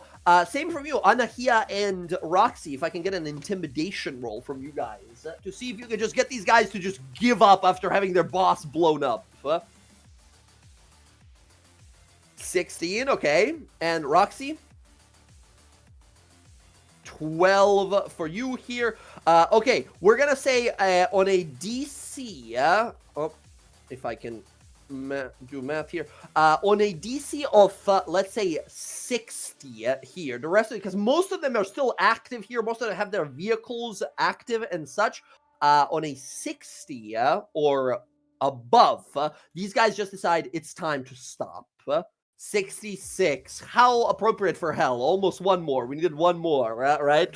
As you brake check, boom, explosion, bodies. There was like 30 people on that giant hell truck, right? As they're just flying across everywhere.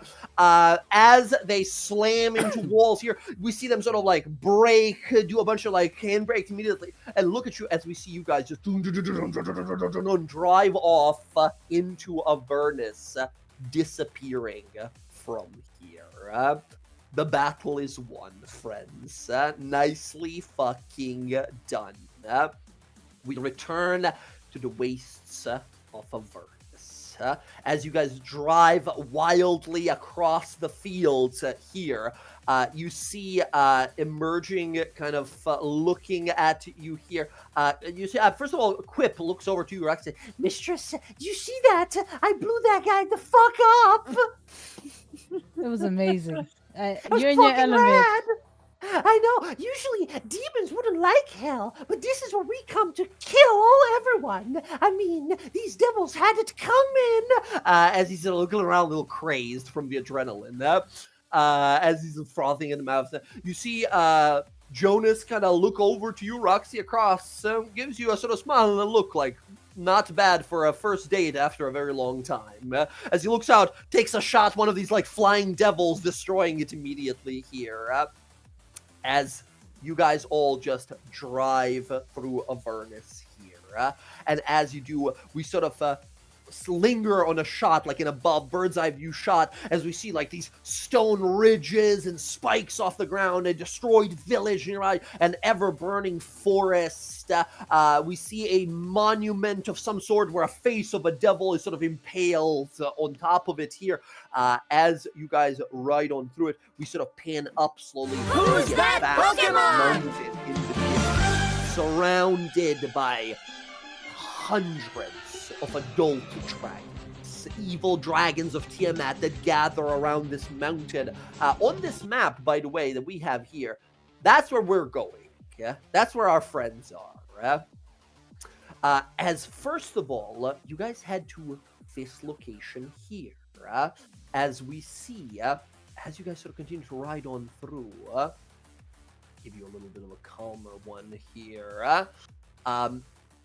As you guys ride on through, you see Frenzig, the orphan devil that you've sort of hired. He kind of looks to you all, says, Damn good work. Not bad at all. Well, you said you're looking for someone in here. You know they are somewhere within Tiamat's territory. We're about to enter a place where only dragon kin are allowed.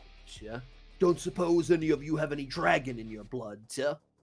Can any of you speak dragon? Yeah, I can. I can. he nods, says, Because the way I see this, there's going to be two ways to do this. One, we blast our way through, face hundreds of dragons, and try to raise some fucking hell on our way. Or two, we act, deceive, trickery. I myself can become invisible whenever I wish, but unless you all have means of stealth or subtlety, you're gonna want to convince some of these dragons that you're part of a cult, servants of Tiamat, perhaps. Any of you know a chant to Tiamat? A prayer, perhaps? With Cedric being Bahamut, Paladin, would he know what to look out for? you would absolutely know all of the blasphemous prayers to Tiamat, the great dragon goddess of greed and might. Bestow upon us your treasures. Most commonly, people believe that she wants treasure, gold, gems, jewels to be brought as offerings to her. That is definitely something that you could use. Can I use the amulet that turns into whatever amulet they want to see? Yes, absolutely. You Okay, can turn I'll it put into it- a yeah. holy symbol of Tiamat. We see the 3 claws and the 5 heads of Tiamat. Awesome. Put it around your neck. Very This cool, might be a very cool. problem, seeing how Cedric's decked out in Bahamut gear. But so you guys are all going to you're going to like the Tiamat territory. You look over, Tiamat's sworn enemy, Bahamut, the god of justice and valor, fully decked out in his gear, holy symbol, and just tabard over his armor, Cedric. Right? You might have to hide some of that shit. Just say you killed the Bahamut person and stole it. You want me to lie? Yeah. We're in fucking hell, so yeah. I mean, You see, Renzig sort of looks over to you here. Cedric says, If you don't feel like lying, we can find some poor bastard out here and scalp him, and you can wear his skin instead. that sounds like a cool idea.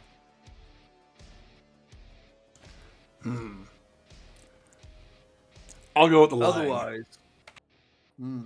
right. I'd suggest smearing something over yourself so you don't have the platinum Drake's symbol on you. They're not gonna like that, unless, of course, you were a sacrificial offering of some sort. Oh, that's an idea. It's a good idea. Okay. you sort of nod. The good old. I'd rather not get prisoner, dirty. you know? Right. Sky like pulls out some manacles from her bag. Tie you up if you want. I bet you like that, huh? Yeah, you see, Frenzig what? looks over like, why do you have that? But then like, Yeah. all right, right on. As he looks to you and says, I got a question for you all. I promise to get you there safely, or get you there as fast as possible. there's two places your friends could be. One, if they are already captured, they might have been taken to the Everflame Mountain, to the chromatic lair of Tiamat herself. He points across the mountain, and about 20 miles away, and you can see it across the wasteland of Avernus here, this gigantic mountain. A draconic face on it that pours out lava says, that there, obvious to all, is Tiamat's lair. The goddess of chromatic dragons sleeps there right now. You are less than an hour away from divinity. Consider yourselves lucky. If they've been captured, they're probably at the base of the mountain there. Around 300 dragons, a solid part of them ancient ones, circle that lair at all times. If your friends are there, I don't see our... it will be difficult. Nothing's impossible, but it will be difficult to get you out safely if you cause any problems there. Option number 2 is the Black Stone Tower, known as Archon's Tower. He points over to this strange sort of amalgamation of black and red stones. He points across it, and you see it another like 10 miles away or something. A spire of like the tower is sort of defying reality. When you realize, like, oh god, I thought it was just like an elevator into heaven itself, or our world, wherever the hells are supposed to be in reference to us. A tower of black, craggy stone that rises from what you can see from here for maybe 400 to 500 feet into the air. Rises there with odd few dragons. You see 2 or 3 dragons circling it even from this distance. Renzig says, if your friends haven't been captured, they've been slain by servants of Tiamat. It is likely they have awoken here in hell, somewhere in its vicinity. Do you have any means of contacting your dead, hell-sworn, hell-locked friends? If not, it's a guessing game. I don't know if Emily took sending. But She can doesn't you have it. send? She doesn't have it as a paladin anymore. Oh fuck, man. Right? Our spellcasters are gone. Yeah. Dude. Dead in hell. What do you mean your spellcasters are gone? I'm right here. That's a new thing. Like You I don't said, have our to- You knew, spellcasters okay? We are would gone. expect you to cast in it their yourself. defense, that's a new thing that you're a spellcaster. As I think you see Roxy had the realization of like, well, all of our mages are gone, right? Sky, you have magic, but do you have telepathy, communication magic? Fuck no, sorcerers don't get that. I like said, that we you don't were have a casting. offended, but they're like, no, I don't have that. Of course I don't have that. Well, they're like, we don't have any spellcasters. Like, what am I, chop liver? Well, do you have the spell? No. Why would you assume that? Yeah, absolutely. So as you guys did realize, like, how would we contact them? And if they were out here, how would they reach back to us? Forensic Look says, listen, we can always make a big fucking hassle. We can always make a big noise. I have all kinds of special bolts for my crossbows. I can make a flare in the sky. I can do a little skyrite even. Everyone's gonna fucking see it. But if your friends are around, if they see it, they might be able to prepare to do something about it. I would rather not do that, though, as it's very obvious. You see, Jonas says, I've always been able to move through shadows unnoticed myself. If we leave these hell machines behind, would it be easier for us to move unnoticed using stealth instead? Renzik sort of nods as another great option. But if something goes wrong, we don't have our hell steeds to get us the fuck out of the dodge. And he looks to y'all. What are we gonna do? Archon's Tower or the Everflame Mountain, the chromatic lair? All right, you got Sky right? One of my bolts, yes. He holds out a crossbow. Hand crossbow. Can you tell it what to say? Yeah. In fact, he takes out a bolt with a little like scroll case, like a spell scroll wrapped around it, and he hands it to you. He speaks an infernal word, and the scroll activates, ready to receive whatever like message is gonna appear when fired. Okay, Sky, I guess just speak into it. Yeah. Casimir, show me where you are. Sky. Okay. Did you think that like Incredible. maybe he couldn't cast spells? Fuck if I know. I don't know how this works. Maybe he can. Incredible. Renzik cocks it into his crossbow, goes, here goes fucking nothing. The moment this thing fires, if your friends answer us, we're going there right the fuck away, or we're dropping the vehicles, as at least a dozen draconids, Abishai, and dragons will come rushing this way to see what the fuck's going on. You all understand that, right? The moment I fire this, stealth is an option only if we abandon our cars here. Everybody okay with that? Yeah. I don't Yes. think we should abandon the cars, so I agree. Oh, All what if right. we send the little one? What if we send the little one off in another direction from the big one? We take the big one. We can all fit in it. You could sacrifice one of your cars, but honestly, it might be a good idea. He points over to you. Anahia says your check engine light is on.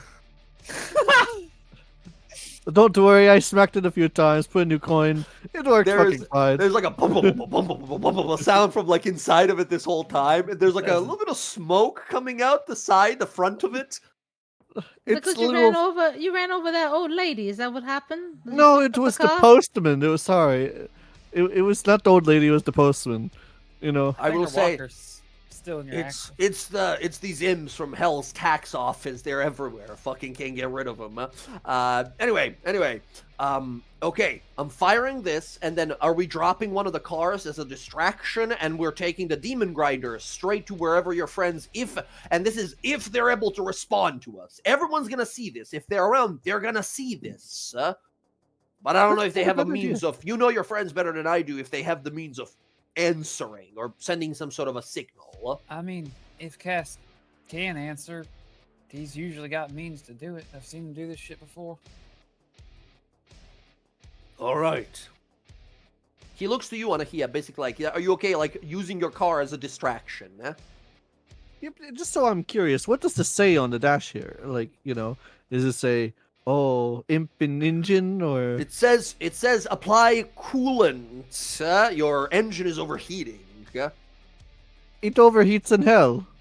It overheats in hell. So if you touch the engine right now, your very soul will incinerate. It's pretty bad. It gets real hot out here. You just need to blast it with some coolant. Yeah. Let's disregard. All right.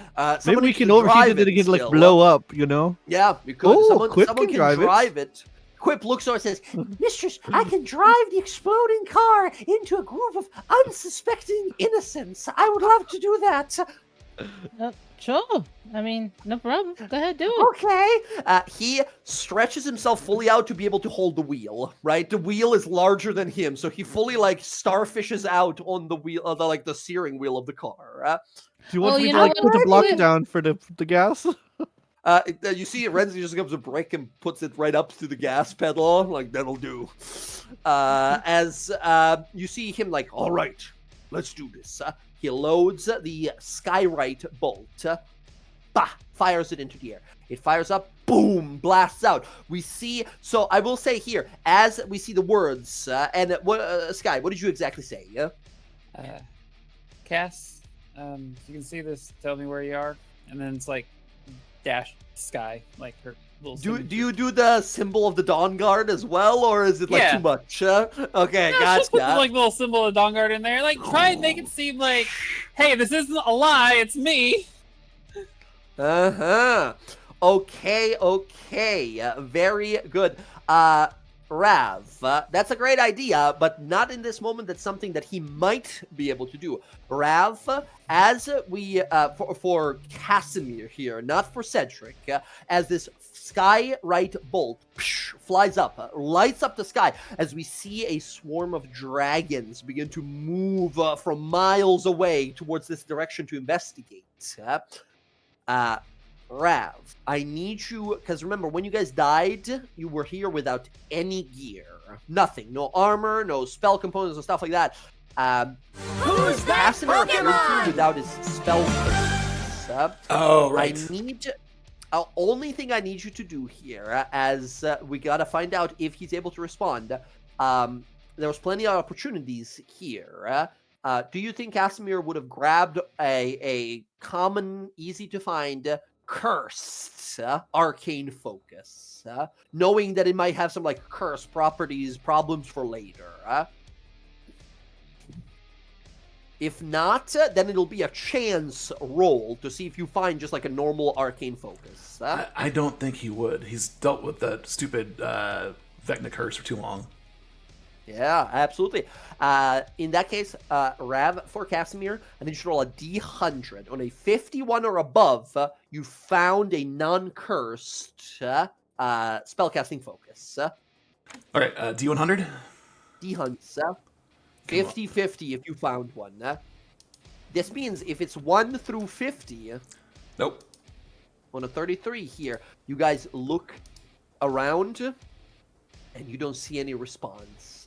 There is no signals anywhere. If they are seeing you, they are not responding to you. And he is like, is he talking to you? Did he respond? Is he like in your mind? He's like talking in your ear the whole time. Yeah. You guys are on the Demon Grinder. Frenzic looks around and says, shit, nothing. We gotta make a choice. Archon's Tower or the Chromatic Throne. I don't He think looks so. out Out at of the a throne. swarm of dragons.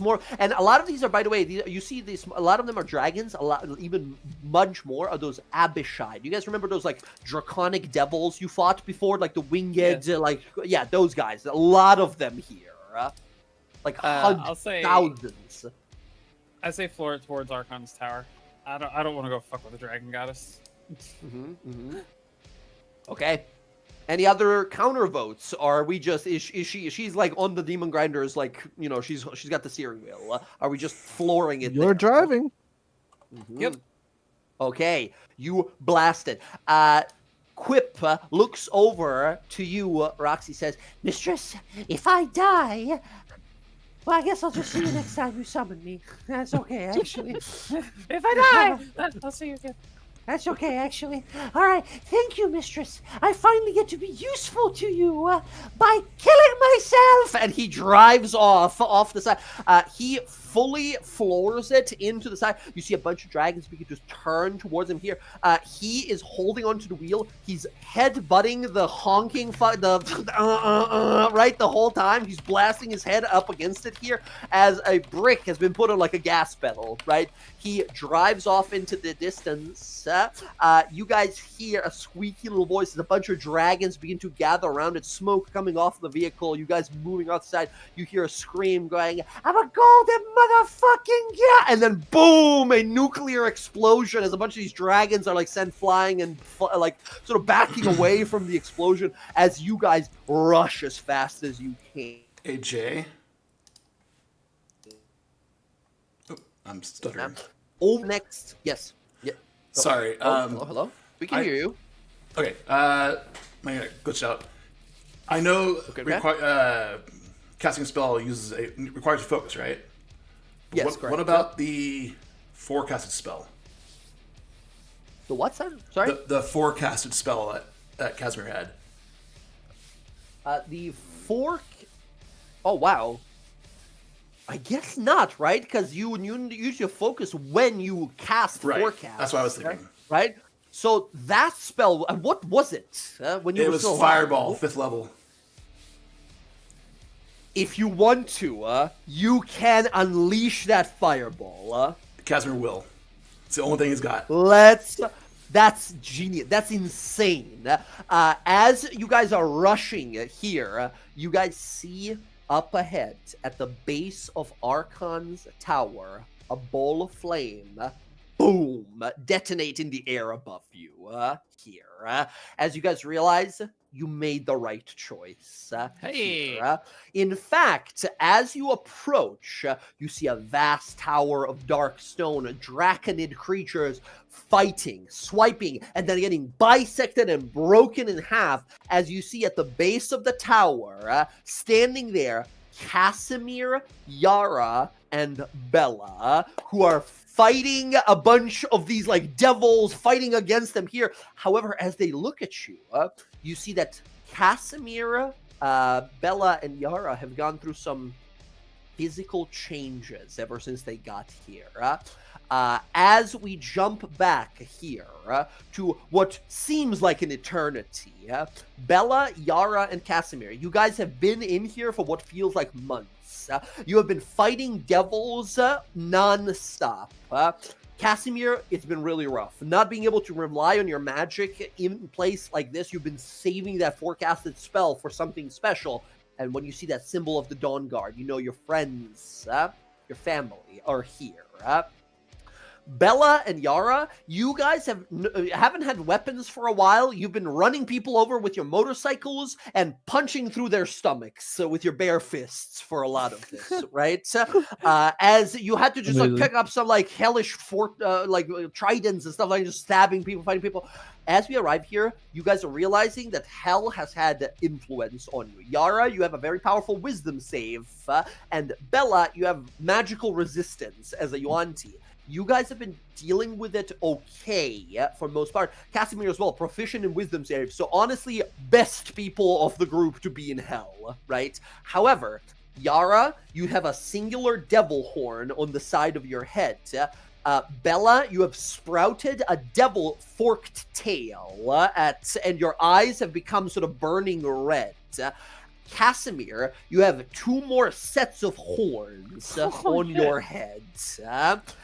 As these devilish changes have started to influence you, like you have to fight for your life, but with every kill, you became slightly more hellish, right? It's not started to influence your mind yet. Your physical transformation hasn't fully finished yet.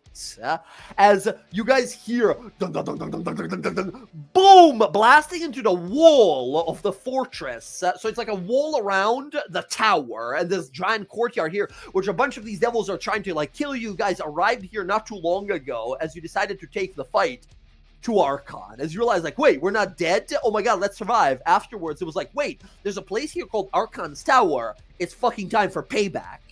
Took you guys a few days in hell here to get to this point, and now you see the symbol of the DawnGuard breaking through a wall, riding a Infernal Combine is your adventuring party. A wrecking ball wildly flinging around as a bunch of these dragon devils get swallowed up by the fucking chompers and ran over, harpoons firing and a bunch of them falling off the wall, Roxy jumping up, shooting them with the bows. We see Jonas emerging here immediately.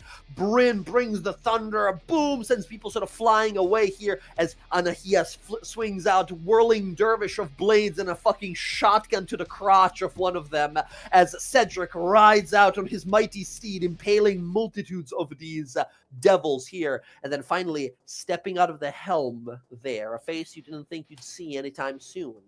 You see Sky there, wreathed in flame like some sort of a angel of fire, as she sends balls of fire destroying these devils as they land there, jumping off of this hell machine.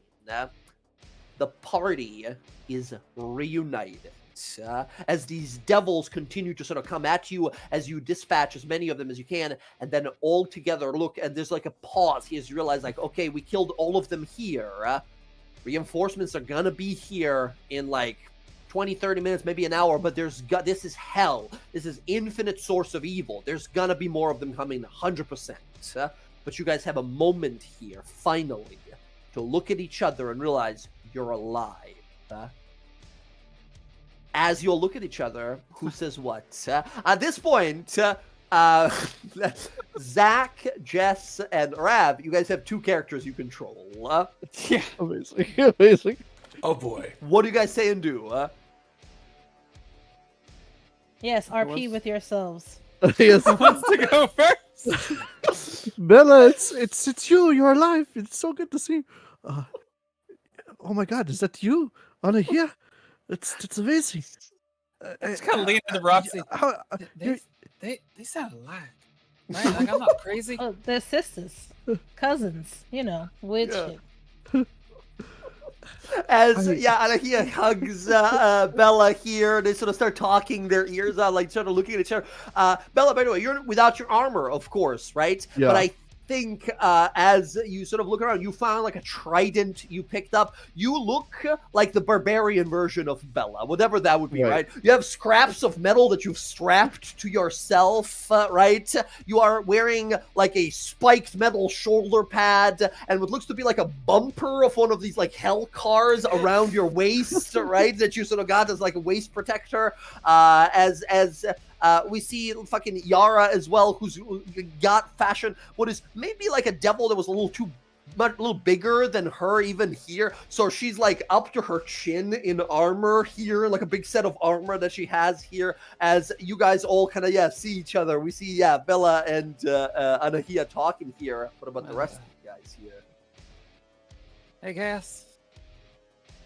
I think Kaz sees everybody right up and get out. He's gonna be like just fall to his knees and just like holds hands out. I didn't know if you were coming for us. Thank you. It's so good to see Sky, Cedric. You see, Casimir, you see a flash of sort of what was and what is now. A young man laying on the ground, bloodied, bleeding from the side of his head, dragged by a troll through a swamp, young and experienced, at the end of what fate has designed for him, his life. You saving this young man, and now there on a steed made of divine energy, as he wipes away the blood that he was using to sort of cover himself up, and a symbol of the platinum fucking dragon on his chest. You see Cedric. He is really had a glow up. And I think at that point Cedric would be like, by Bahamut, you survived, Casimir. You're using your wits down here, huh? My debt to you is repaid, but we will still be friends. You are my friend. Your friends here do care about you. They're kind of roughshod, though. What the fuck does that mean? I'll put dirt in your fucking hair. No, you won't. Casimir, it's good to see you. Slides off. It's just like throw mud. And this man's like hydrophobic. It just falls off. Slides off. Like Perfect. he is God from the D&D movie. we all Absolutely, like ash on our faces and just like all in soot, and he's just like perfect. you look a little feral, right? You guys look a little crazed here. You've been in hell for some time. Like, I think, Yara, you just have a set of spikes growing out of your shoulders, like a looking red spikes that have grown out of your shoulders here, as you see this like perfectly handsome paladin arrive here. Or he is handsome. She's Goddamn. standing there. She's like, you're sort of golden looking there, fella. You got a missus back home? Once no. again, Yara doesn't mince Not words. yet. Right to the point. Mm-hmm. You know, I'm a little rough around the edges. Got a few more horns than I normally do, and a touch redder than I usually am. But if you ever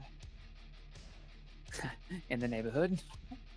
Yara, a demon screeches and you punch it in half as you continue to flirt with this guy. Excellent. Perhaps when we're back home, we can talk about it then. But let's get our friends Bella to just says, safety first. Can we get the fuck out of here, please? Casimir's nodding. Yes, you please. guys- Yes, please. You guys gather, sort of look at each other here, and I mean, you see Sky here, right? I think for Bella especially here. Last time you saw Sky was during a conversation she had with Bryn, where she said, "You can trust me with this page of evil, this dark scroll. As long as it's with me, I will trust you guys. We can work together. We can be friends. We can continue doing what we've been doing." And then never seeing her afterwards, disappearing that night, breaking your trust. As you see her there, flying in the air, flames, magic at her fingertips. She got what she always wanted.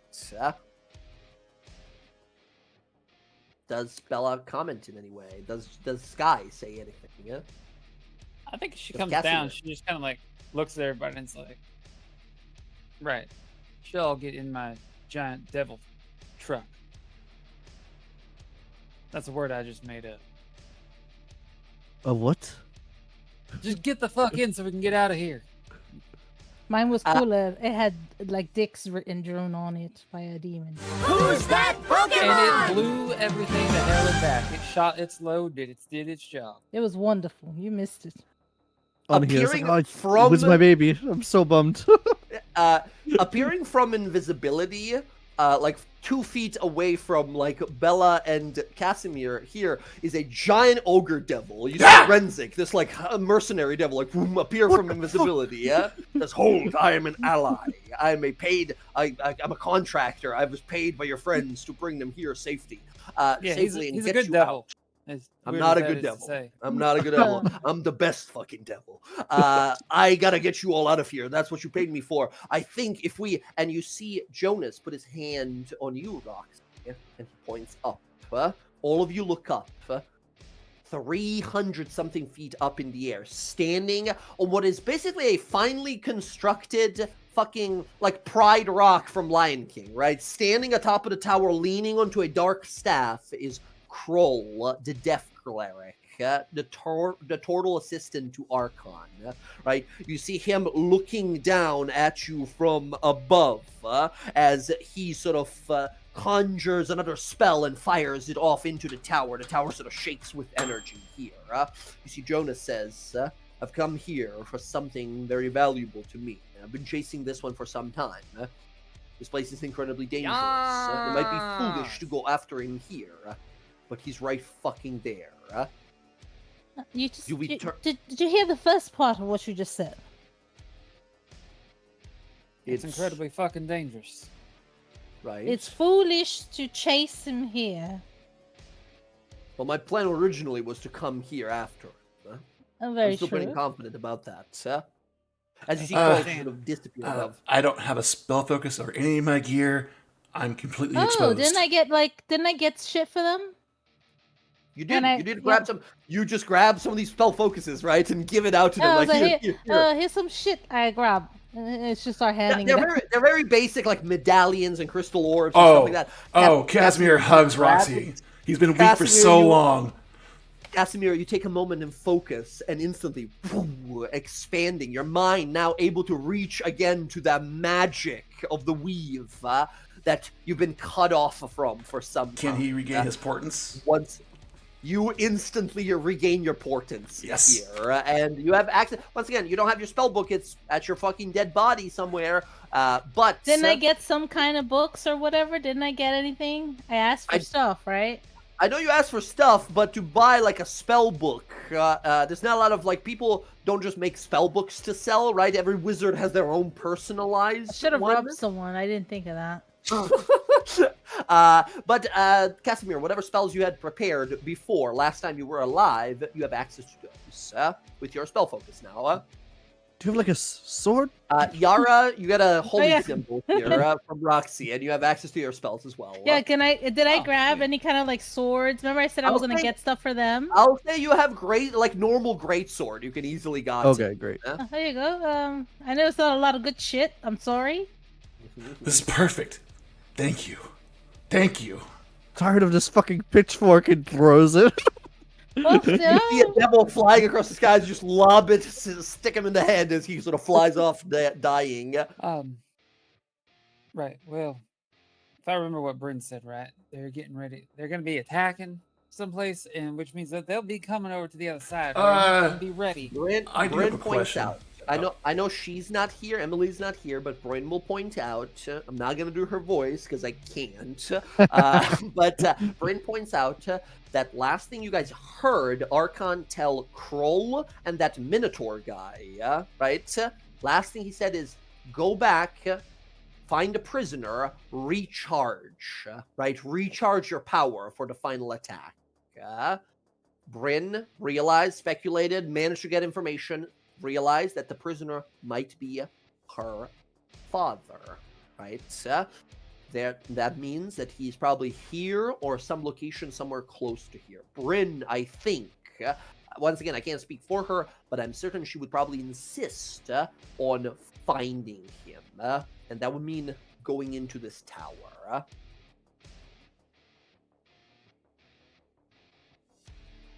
Well, Now, we don't have her around to discuss that, right? So that's the awkward part. Bryn was a sorcerer, right? No, she she's was a a paladin. cleric. She was a cleric and she changed fully to a paladin. Oath of Vengeance after you guys died. Damn, I was hoping she had a spellbook. Not Nope. quite, no. So that said here, once again, we have to sort of suspend a little bit what her plans are, right? So because she's not here tonight. We can't act off of that. What do you guys want to do? the logic in me is, I don't think we're in a good way to assault the tower. Mhm. Well, how far away is he? He's at the top. If we can get He's up about there. 300 feet up above you, or like appeared at least on a perch, looked down at you all, scowled, and then went back. And this is not Archon, this is Kroll. This is his like second in command. Right. Guy. Oh my gosh, let me check something here. So, Frenzig, the Orphan, tells you, you paid me for a job. You want to get out? I can get you out. But if you're staying here, that breaches our contract. If you go through that door, I can't get you out. I'm leaving. I'm out. Here's our exit. And if we break that, we ain't got another way out.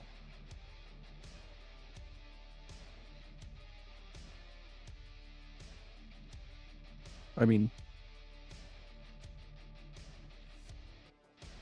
Once again, here's a it's question. a little out of character. It's a little rough here because we here are like, get out, get the fuck out, get the fuck out. But Bryn, who's not here, might want to do stuff, right? What's the question? Can teleportation circle breach the material plane? No, unfortunately, you Okay. need plane shift for that or a 9th level gate spell. Gotcha. Right. All right, so friends, you have your friends back. One minor thing, though, that of course comes to you all, that you knew, you thought about this before, you realized, your friends are here, yay! These are devilized versions of them, right? Because they've been here for such time, their souls are right. corroded a little bit here. These are not their bodies. You need to put them in stuff. Remember, you were given those little Yeah. crystals. Oh yeah. So, We gotta discuss on here's- what kind of bodies they're gonna want, right? Well, it's not that. Here's the rub first, guys. To get you out of here, we gotta kill you and put your soul in. She holds up one of the you crystals. have to kill us. You're already You dead. can't Wait, leave. do we have to do that? I thought we just have to like throw it at their feet. No, No. it catches The their crystals. soul. The crystal was like you slay a devil, but instead of it like discorporating and disappearing forever, you Pokeball it, you catch it, and it's trapped in the thing. Therefore, it doesn't die. Its form, its soul, whatever you wish to call it, is just trapped inside that crystal. That's what Vasil told you. Like you just fucking use that later, get a powerful cleric, and resurrect them using those. Like usually they're just meant to trap devils and fiends, right? But if you capture someone who's on the way of becoming a fiend, if you get a cleric, they might be able to just bring their soul back as like form their body, resurrect them. I mean, or you could stay like that, but you're still a devil. Like But I they don't think we can can't take you back. leave hell Yeah. like this, right? They could, but they would still start devolving into a fiend. So we get into the crystal, and then what? Then we take them and we get them brought back. Oh, wait a second. What happened to my body? Well, you died and your body was. Well, Somewhat- things happen to it. Not good It's things. not- You know what? I don't want to know. Oh, Thanks It's for been a showing while up. too. It's been a bit. It's probably rotten at this point. You don't want to go back. Last you saw Roxy, an army of hungry lizard men was heading towards their bodies. Are we going to talk about the replacement, or are we just going That's what I was to going to hope for the say. best? So, just so you understand, I would not be able to find you like a Yuan-Ti to put you back in, and I could, we could find some really bad people, pew pew, kill them, put you in their bodies, which is not a problem. That's not how it works. That's not how it works. We put them in these. We take them to a cleric, get them resurrected. They come back in their own body. Like, it would have to be a powerful, like... That's going to cost a lot of resurrection money. spell. Would Setter Is that happen to all know a powerful cleric? Bryn's Yeah. mom. Bryn's mom is an extremely powerful cleric, right? You have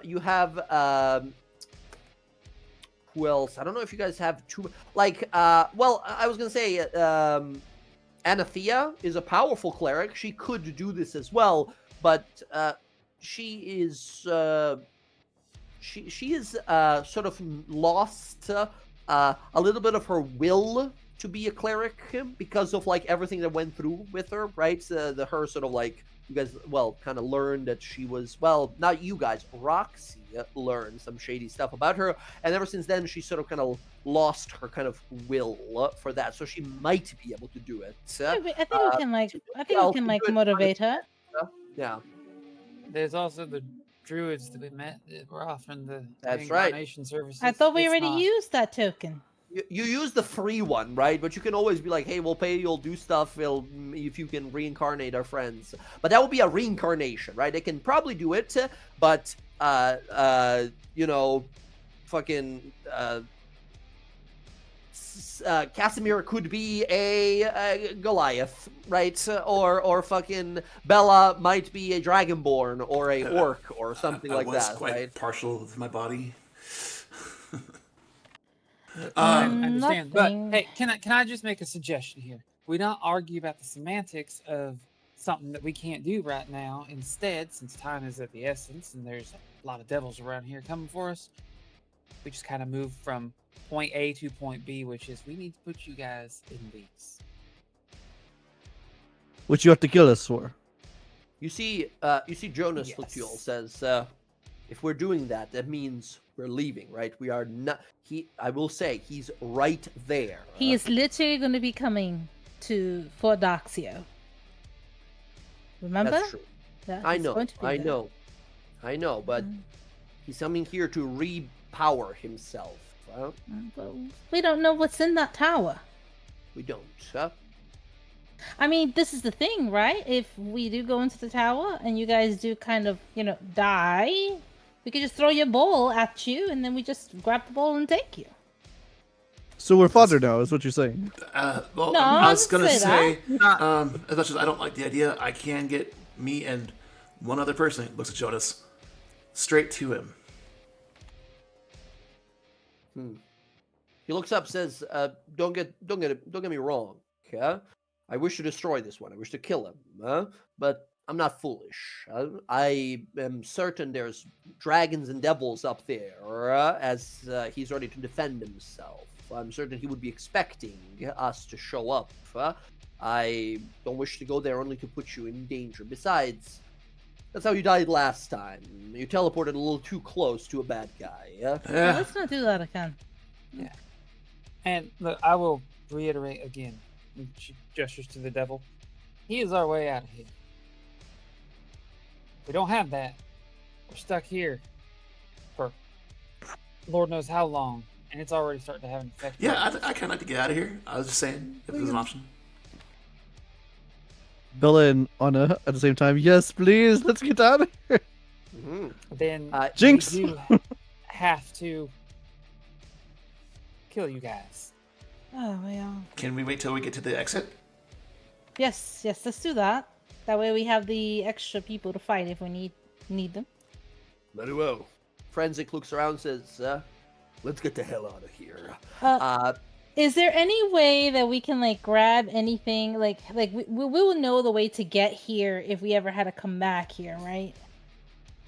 You can totally grab something from this area, right, to make plane shifting here easier or something like that. Yeah, You can see we do that? There's a large training ground. There's a dragon hatchery. There's a set of like stables here. There's an armory in the courtyard. So there's like the tower itself. If you want to, the best part, the most reliable part is if you want to, it would be a strength roll, but break off a part of the tower, like the stone of the tower, to take with you. Oh, what do you strong people break this fucking rock so we could take it with us? Can I just shoot it? You can, if you want to. Blam! You blast it here with your magic gun. Shards of it go flying everywhere. You can grab one of these shards. Roxy, mark down a shard of Archon's Tower. A stone from Archon's Tower, shard, whatever you want to do. That way, you, at least we could come back if Sigetbrin's dead. Yes, exactly. Excellent. As you guys realize, time to get the fuck out of here. You see Renzik load his crossbow and shoot all of you guys once in the chest. As it hits you, like, oh god, as you realize, like, he's betrayed us. And then as it hits you, you guys turn invisible immediately. He says, time to get the fuck out of here. I want to learn how to do that. He grabs the last one. Oh, sorry. We're not taking my truck. They're too loud. No, Every that's single it. dragon's gonna be Oh, looking maybe at we it. could blow it up. Let's blow it up. My vehicle is. Can we like put something in it so it crashes into something else to cause a distraction? You can absolutely put another brick on the fucking pedal and have it push up against the tower. It's not going to bring it down, but it's going to do a lot of property damage, right? Can you shoot my steed too? As you just have the yes, excellent. As it sort of chomps at the tower, wrecking ball hitting automatically here. As it's a single tear in your eye here, as Sky, you look at this beautiful machine. I've known it for 2 days. It brought me so much joy. So you could build one. Just get your tinkering shit up and build one over there. It takes a lot of sacrifice and souls to do it. As you book it out of here, invisibly, we watch as a bunch of, and I'm talking like in the next hour or so, 10 ancient dragons of some crazy long, ridiculous names come over from Tiamat's chromatic throne to inspect what's going on here. You see on the back of one of these ancient dragons is the Minotaur General, the guy that we've fought with before. We see Torgar land nearby. We see an ancient green dragon, an ancient brown dragon, and a mithril dragon land on nearby, kind of look on around what's going on, staring around the place. And 36 young dragons approach as well and begin to inspect this place. Meanwhile, you guys are already invisibly moving. This invisibility lasts for a very long time here, as over the next hour or two, you get out of the immediate area. As you see, as you're sort of making it out, as this invisibility disappears from you guys here, you guys quickly move over the next few hours, getting out of Tiamat's territory. Emerge as you guys are sort of lasting like a brief rest of like, okay, we got out of the main area, now we gotta just leave hell somehow, right? You hear a little kind of shudder of movement, and you all turn around and you see a shadow emerge in front of you. And emerging in front of you with a wrap over his eye here, a big scar across his chest, is Quip. You see Quip step forward and says, Mistress, I lived! As you see him has like a strap over his eye. He fucking lived, right? You see him like emerge. He's looking around crazy.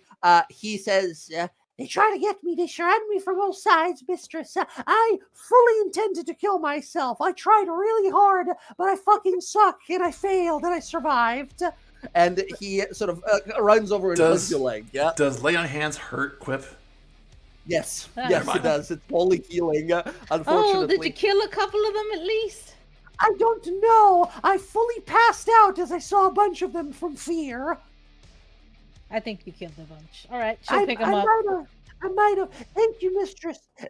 I lost an eye. I can't see out of that eye anymore. So I got a piece of one guy's underpants, and I strapped it around my head so it doesn't bleed as bad.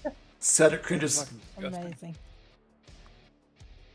as you see him he's a little baby Rambo, a little hellish Rambo that he is right now. You see, as you Out of guys gather, curiosity, what happened to Jork? Yeah, I was gonna say I was gonna bring Jorik. Jorik, yes, I totally forgot Jorik. Jorik is here as well, just to clarify. Jorik is here as well. He has a pitchfork, like a hellish pitchfork, and he's here well. Oh, I got a dagger. Yes, he looks around to all of you here, and he gives a little dagger. He looks around to you all, says, I know I've been quiet for a little bit here, but thank you for saving me. I can't believe you got there. He, by the way, Jorik has a singular fiendish wing, like a singular devil wing that has grown out of his back, and he has spines that go down his sort of back here on his back. You see one of his eyes is fully black now, and the other one is like his normal eye. He looks around, says, can't believe you all came all this way to save us. I know we planned to go into hell after these guys, but I think it's about time we get the fuck out of here. From what I remember, there's still an attack coming towards Fort Daxio, yes? There is, yeah. All right, let's take the fight there, then. How do we get out? We got a ship. Sorry? No, pirate ship. Pirate ship. Doesn't clarify. Nothing changed. What does that mean? Your dad? It's a ship. Oh, Yeah. right. You said before that your father has some means of travel to hell, right? Yeah. My God. Very well. Let's get out of here. How do we get out? We got a boat. We got a boat. We're in hell. Yeah, we have a boat. As you guys make your way across the fields here, eventually someone tries to ambush you and you guys steal their motorcycles. As you drive your way over, we see Captain Deadlock see you all. You see there's a bunch of imps and Aranesses, a bunch of Goristros here. And so they're like attacking the ship as they're blasting away. Cannons are shooting at them. The captain is shooting them in the deck as he looks at all of you here and says, you're back. Good to see you all. Come on aboard. We're leaving soon. Did you get your friends? And he looks down to Anahia, says, did you get your cousin? Yes, Captain. Right here, Bella. Nice to see Points you. at Bella's head. He points at Bella's head. That there's a devil. I've seen devils before. That's some kind of a devil. Are you sure she's all right in the head? I tried to fix your ship, Casimir says. Now, he looks over and says, you can? No, Wait, that was no, me trying to fix it a while ago. Oh, didn't recognize you from all the extra horns there. Get on. He looks to see Rosalie there. Says, thank goodness you're alive. Are we getting the fuck out of here? Yes, please. But first we gotta kill our friends. So, A mutiny. He points this. Puts a gun to Casimir's head. No. They can't come with us because they're fiends. So we have to put them in these little bowls. All right, I'll trust your instincts on this one, kiddo. And he looks back over as you guys look over, like, all right, I guess we now have to kill our friends. I'll kill Jorik. It's my fault he's here in the first place. Jorik looks over and says, nonsense. I came here because you've helped me quite a few times, and I owed you. But very well. Do your worst. Yeah, I really can't kill Castle, Bella. I can do it. You're gonna kill yourself. I can get all of us that need to go. Oh, like in one shot? It might hurt for a minute, but yeah. Hopefully not too bad. You see, Deadlock sort of looks at you. Captain Deadlock looks at you and says, it's not gonna damage my ship, is it? Maybe we could do it off the ship. Dawn! Oh my God! As he looks at you like he's not gonna damage you, Kaz holds his hands out, and we see sunlight emerge in hell. Blast of radiance that fully sears and incinerates Bella, Casimir, and Yara here. And this is like divine radiation, right? So this is Terminator fucking Sarah Connor holding the fence, like fucking blasted away, right? As you're fully like melted away. Yeah, here as you see wisps of dark energy where their soul was begin to flee into the darkness. I'm gonna throw the Pokeball and catch Cass. You throw it at Kaz, it hits and impacts. You watch the soul suffuse and is trapped inside. And a quick give me one, and she'll throw one at Bella. Yep. And here you throw it, grabs it. Here, Yara's, Bella's. I throw both of them. Try to get the other two. You guys can easily get here. We get Jorik here as well into these as 4 of these shards fall into your hands here. Captain Deadlock looks over, says, "We're ready to go." Yes, please. Let's go, Dad. He says, like sitting there, like holding Cass's, like give it like a little shake, like, "Can you feel this?" Like, you see, by the way, like a miniature version of him, like a baby tiny miniature version looking up.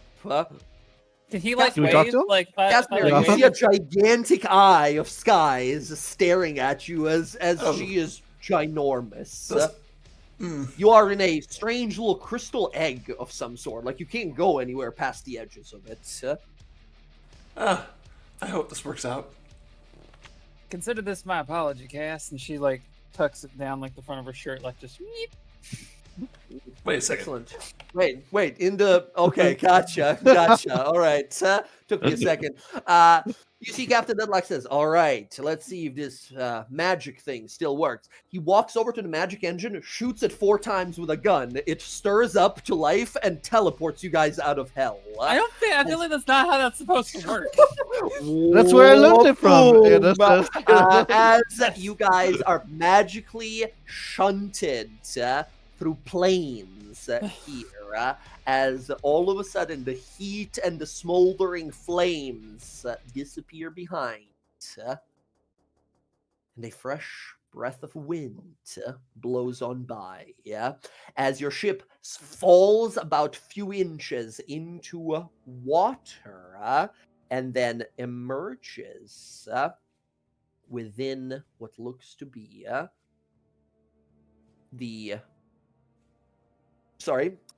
emerges into what looks to be the Bay of Iman. You guys land at the shores of Iman, at the docks of Iman, the city of fellowship, as you return back. You guys all see the city here up above. You return safely with the souls of your friends from hell.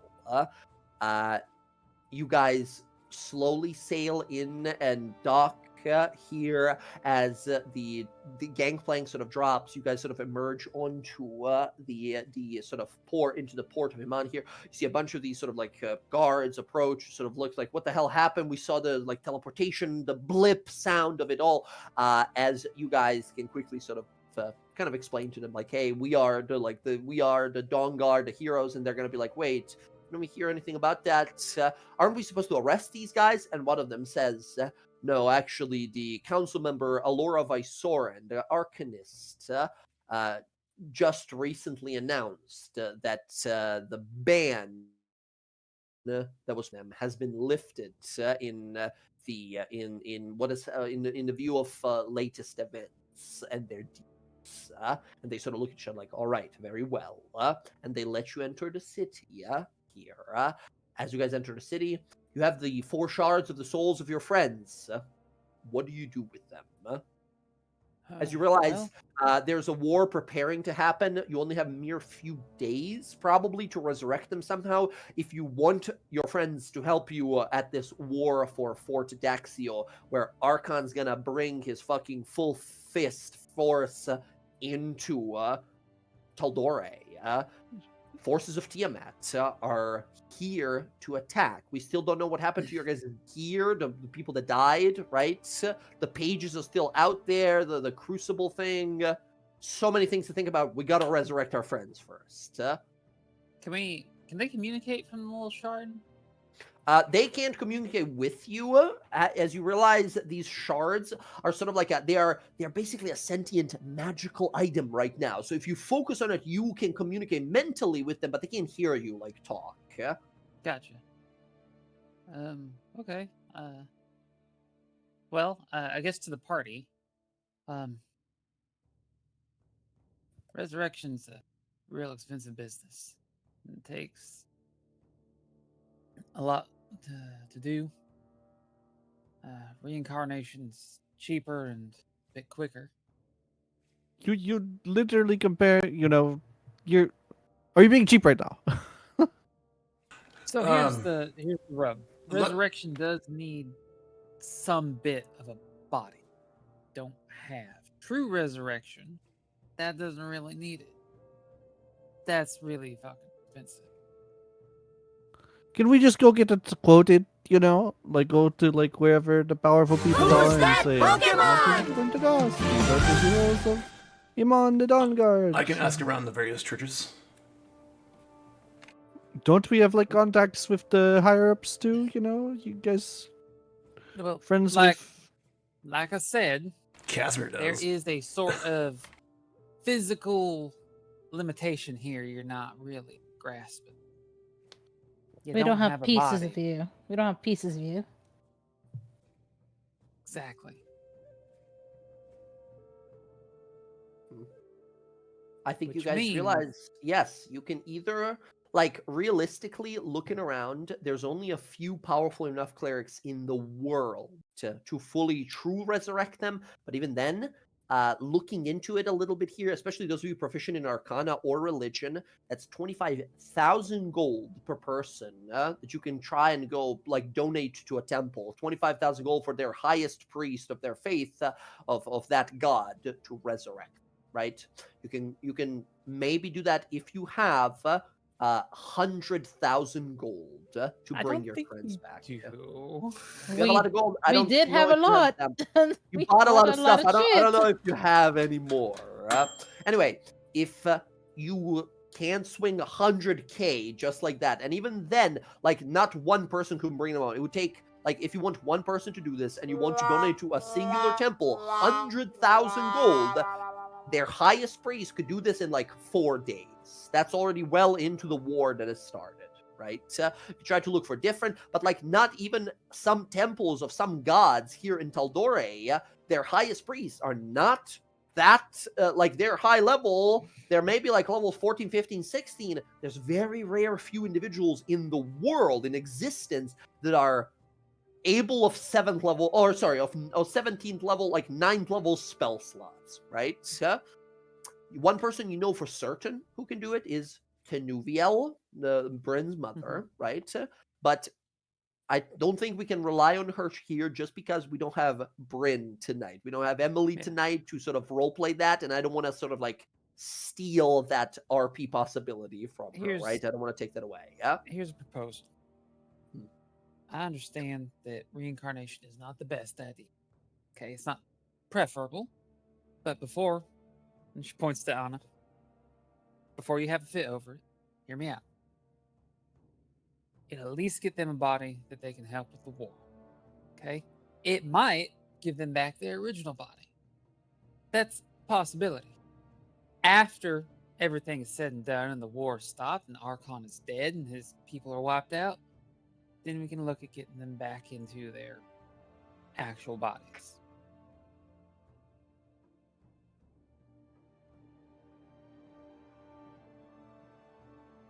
Is I that will the thing? say- You can just go seek other bodies to put your soul in once you're alive. Like, I've never looked into that. I didn't know that was like a trend nowadays to like go and soul swapped for what Yeah, I think is hot. There is, and quite literally, I believe in the Wildmount campaign of Critical Role, there was a spell invented by Caleb Vidogast that can alter your shape, right? Make you look like your actual chosen self, whatever you wish to look like, whatever gender or appearance you wish to have. So Yeah. there are ways to alter yourself, and what Sky is suggesting is not a bad idea, right? We're on a time clock, on a clock here, man. There's an army of dragons coming to burn down the entire countryside. We have maybe like 3-4 days to do this, but like true resurrection costs too much. Reincarnation, that's a much lower level spells. These druids will be able to do that for us, but they won't be what probably, it's unlikely they're gonna be what they were before. Another option, I think that I probably is here, like knowing a little bit of like divine magic and resurrection here. Anahia and Cedric, both being paladins, you think to yourself like, yes, it would be much easier if we had something off them, like their body parts, anything like that. It's making the connection, the divine connection for that resurrection spell much easier. To which, Roxy, you might think to yourself like, well, it would be kind of crazy risky, but I'm a master fucking rogue. If we head over to Fort Daxio and I slink off and disappear for a day or two, go right into the jaws of death itself, go into Archon's war camp, and try to find their gear and whatever is remains of their bodies, it'll be much easier to resurrect them that way. I will definitely would do that.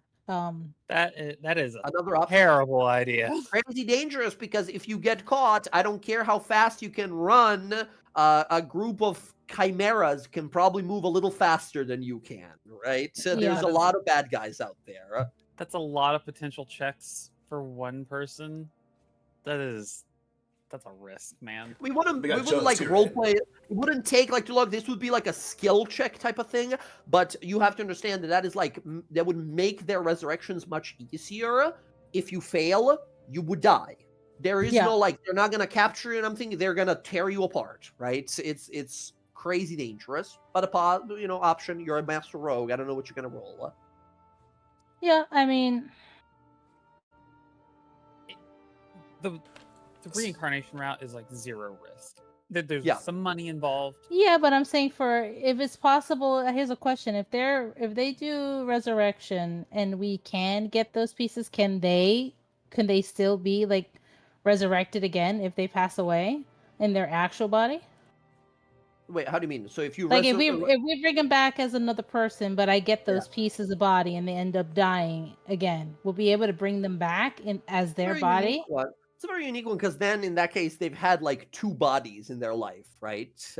So I guess in that case I would rule at least that if they die again and then you use for the next resurrection the pieces of their old bodies, I guess it would be up to the person being resurrected what body they choose. Right. Alternatively, there's that the transmutation thing. If we can just reincarnate them, then we can go hunt down a wizard powerful enough. Hell, even Casimir could probably learn it. And do this transmutation thing and get them back. And even then, that is still cost-wise less. That is a 5th level spell, by the way. So it is within your guys' grasp of possibly learning it. That like change gender appearance, choose self, basically. I'm not trying to influence Roxy's decision or Jen's decision. Which, by the way, sorry, I didn't even interrupt you here, Rav, but you guys in the crystals, the people who are in question of being resurrected, can communicate. You are sentient magic items. You can mentally communicate with the people holding you, right? As that's going to be weird, because Sky, every once in a while, your chest buzzes as Casimir talks. Casimir has eyes shut the whole time. Yeah, gotcha. Not to influence your whatever choice you make, whatever choice you decide to do, I will respect. But even resurrecting me or reincarnating me will still cost more money, because I will need my gear or my spell book, and those spells are costly. So this is getting the rough part of being a wizard. Spellbook, right? You have one all your life. He can recreate the spellbook. Wizards have a thing where, like, if they lose it, he can just make it again as it was. I believe so. I just don't remember how mechanically that works. I've never actually had that happen where a wizard lost their spellbook, so I gotta look. On the first move, it's also the gear for Kaz. You guys have seen him rely heavily on his gear, and you're not going to find the one piece as well. You can't buy the one thing he had. whether we resurrect you or not, we still got to get your gear back. Like whether it's Yeah. resurrection or reincarnation. No, I get it. I get it. Yeah.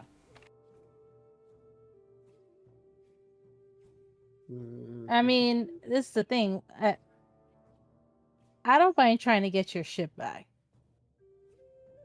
I mean, I'll just give you a chunk of my skin or whatever, and if I die, just bring me back. I mean, that's if it's really important and we're gonna need it, and you're gonna need it. I'll try to get it. I'll take that risk. I'll leave you guys the bag with the scrolls and stuff, and I'll go with my bare minimum. Copying a new, by the way, copying your old contents of your old spellbook into a new one, it costs significantly less. To copy your book, it is 1 hour and 10 gold instead of like 50 gold per spell slot. But that's still 1 hour per spell slots, right? So 1 hour for one first level spell, 2 hours for a second level, and that's like for every single spell. So it doesn't cost nowhere near as much. But that's like, at your level, that's like 3 days of copying spells.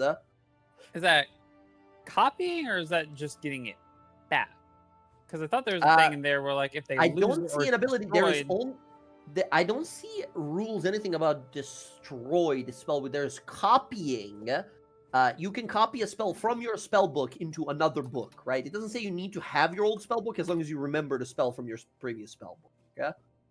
So yeah, a little tricky here, as I think Roxy, we might have to use your skills anyway at some point to try and find their lost gear. Yeah, right? I mean, it's so yeah. much good replacing the book. You can copy a spell from your own book into another book. For example, if you want But to you go have to back up copy your it. spell book, Right? this is just hold on. There's a lot to it. If you lose your spell book, you can use the same procedure to transcribe the spells that you have prepared into the new spell book. Filling out the remainder of your spell book requires you to find new spells to do so as normal. Yeah. Okay. So yeah. the prepared spells you can copy down, but you already have those prepared, right? Yeah, a little tricky for a wizard to lose a spell book. So that said, the way you're looking at this right now, you can either go to the druids, reincarnate your friends, so that way they have bodies and are able to act, right? Who knows what they'll resurrect as, but they will be able to act with their own bodies and will, right? That's number one. Option, and then you can try to find their gear back by going to the battlefield, to the front lines, right? That type of stuff. Option number 2, we go and say, hey, Tenuviel, please, could you true resurrect our friends as they were, right? Could you please use your crazy high-level elven priest powers and do that, which is not crazy likely for her to do, and honestly, the only person I would let ask that is Bryn, who is not here currently, yeah, right? Option number 3, go to the battlefield.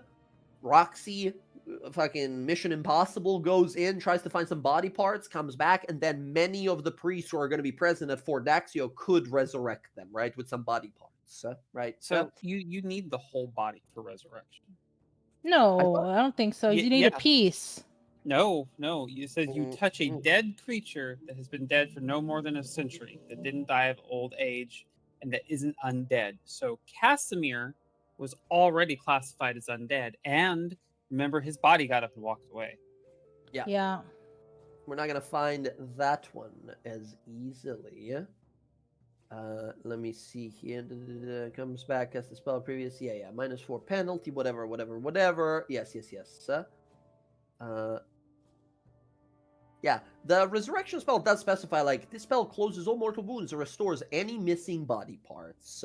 So technically, if you find a torso, it regrows everything. Or I guess if you find a head, it regrows a torso and everything else. So you need a limb, I guess.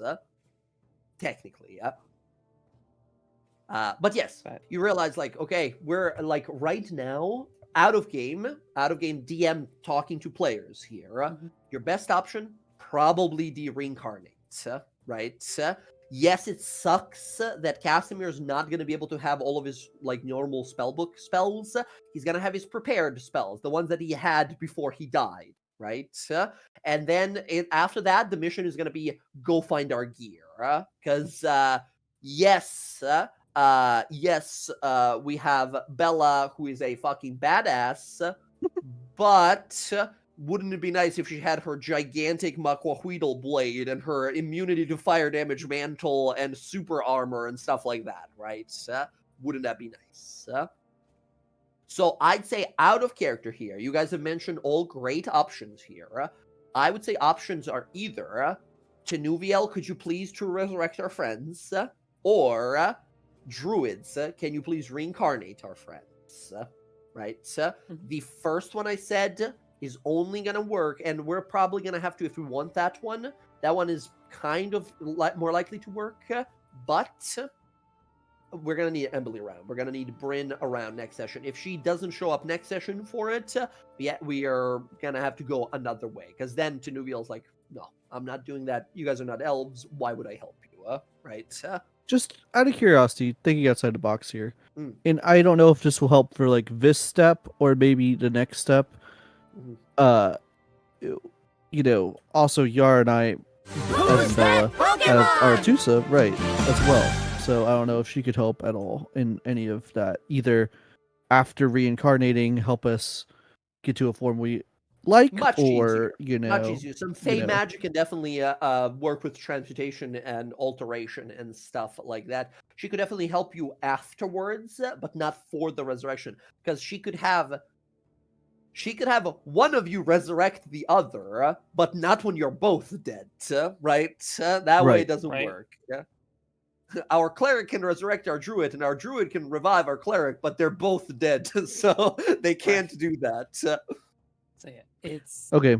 So yeah, I mean, I agree. I think knowing that and thinking it through that, Bella would be down, because she knows that Artusa will help her too, hopefully. So for sure, guaranteed. Yeah, excellent. Yeah, I'll is Yara okay with being reincarnated?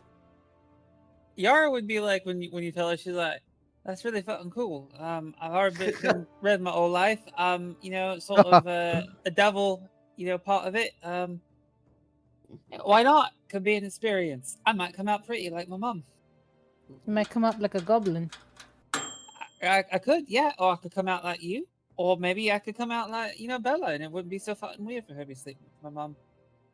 Oh. Yes. She's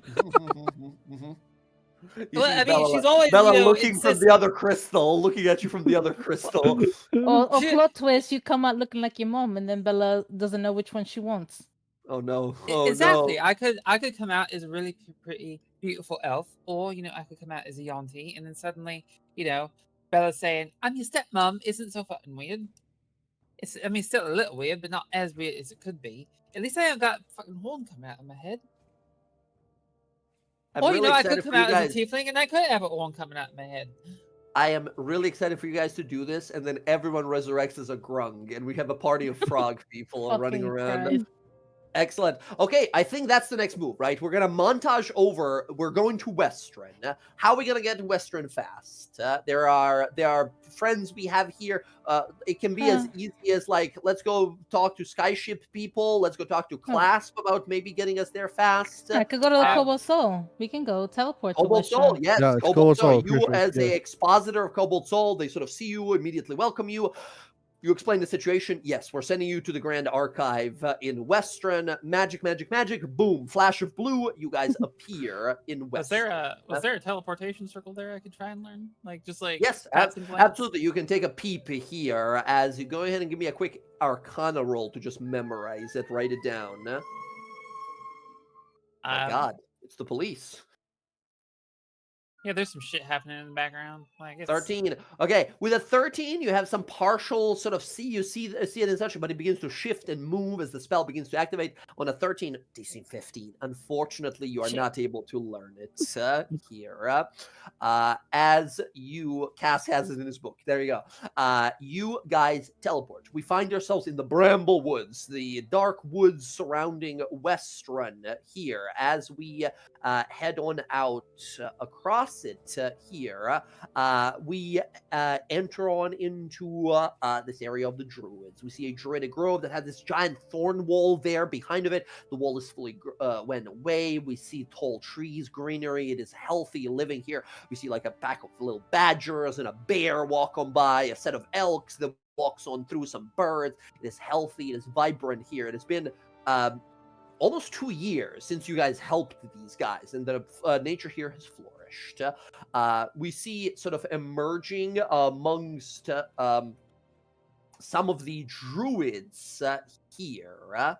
Let me see. Bam, bam. If I can find... Where the hell did I... yes, there we go. You see emerging amongst you is Imnis, the leader of these Bramblewood druids here. You see the giant sort of elk, kind of has a helmet of elk horns. He's got a giant sort of green beard with thorns and vines in it. He sort of sees you all and kind of looks a little surprised. Says, "Welcome back. It has been some time. Through your works and hearts, the nature has flourished. Our souls have been cleansed by the will of Melora. The wilderness seems to have forgiven us, but we have not forgiven ourselves yet. We have been working hard to cleanse the Bramblewoods." He starts going into a cutscene of telling you how he's been doing, right? As you're like, no, wait, we need help, right? As he's like, "Oh, something has happened to you. You have come before and asked us to resurrect that orc friend of yours. Has something gone wrong?" Yeah, we got a bunch of friends that need same treatment. You need reincarnations, Yeah, Skyle pull the crystal up out. Here's one of them. He looks at it, stares for a minute, and says, "How strange. I've never seen magic like that before, but I can sense something." He does a little like druidic chant and focuses on it, says, "There's a person inside." Hello. Yeah. And he like jumps a little bit as he hears your voice in his head, says, "This feels like vile magic, whatever this strange object is. Devilish, maybe, yeah?" It I see. You is, wish them but to I'm be stuck in here. I see. Very well. We can try to bring you out of this, but our magic merely guarantees that nature will provide for you a body, but which kind we cannot tell. Are you willing to accept that? Whatever it is that we will provide. Very well. Takes the stone. He says, "How many of your friends are here that need this?" 4. Very well. Let us go. We will need to gather some materials. You could help us if you wish. It would make everything much faster. He explains basically some of the herbalism materials he needs. So, one reincarnation will cost you guys 1,000 gold pieces. Otherwise, do we have anyone here proficient with herbalism kit of the living? Can Casimir walk people through it, to the crystal? You could. I will allow it here. It's not going to be as easy. You can help them search through the woods here for these rare plants and materials. If one of you guys can give me a survival or nature roll, DC of 30, you can find all the ingredients here in the woods and you don't need to pay for the money. I have a plus 11. Yeah, I think you're probably the best suited. It's doable with Casimir's help pointing out what you're looking for as these druids tell you what ingredients you need. It's a crazy difficult roll. On a DC 30, they resurrect all of your friends at no charge as you help them find the ingredients. If you have ways to get advantage, extra dice rolls, extra bonuses, stuff like that, I would suggest throwing everything at it. Is there any, can anybody guide? I don't know. I can't guide, but I do have that whole luck thing with my scale to boon balance. fate. Yes. I'll just follow Roxy. Just be like ready on the go. Just showing I have herbalism kit. You have it as well. Well, it's Casimir, yes. Right. Did I put... Oh, I'm sorry. That was supposed to be Casimir. So, Casimir, usually I would say you can provide a help action here, but what you're doing here with your proficiency in herbalism, you are helping Roxy, who is not proficient in herbalism at all, right? So you're pointing out what she's looking for, but she's not necessarily going to have the same instincts as you do to immediately turn and look, and some things might be overseen. Therefore, she would have rolled with disadvantage. You make it a normal roll. Now we need something to make it advantage instead. Okay, and what kind Do of we have luck anyone can else? what kind of luck can Sky give, or Bryn, or not Bryn? Sky can give a D10 on the outcome. If you can get a Solid. 5, Roxy can make it. This is interesting. Could I try to find the snakes of the forest and say, "Where's the stuff we need?" Absolutely, yes. You find a group of like a coil of snakes that have gathered together. You find a gigantic sort of python snake, and they sort of look to you and says, "Ah, mighty princess from distant lands. It's an honor," right? As they sort of follow you around, you get them to help here. So Roxy, you can have advantage instead of disadvantage here with the help of the sort of forest life, the snakes here in the forest. I know the go crystal ahead. can talk, but can the crystal see at all? Not really. Okay. No, you're just communicating with them. So you're like describing what plants and herbs and stuff like that. Okay, Jen, give me a roll. DC 30 here.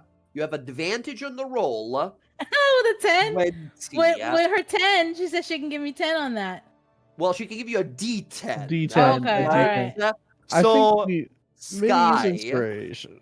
you can I could use some inspiration, but it could be worse. It could be a 10 here. So, Sky, D10, I need you to roll a 10 here. That's the only one that'll work. No pressure, by the way. No pressure at all. Come on. whatsoever. Come on. It's Damn. Okay. So I'll use my inspiration to roll one more time. Okay, one more You're time. just gonna get reroll 23. So you have a 7 bonus. Hey! 24! Let's go. You managed to find all of these ingredients. Together, you bring them to the druids. They look at all of you says, very well. It is time to begin the ritual.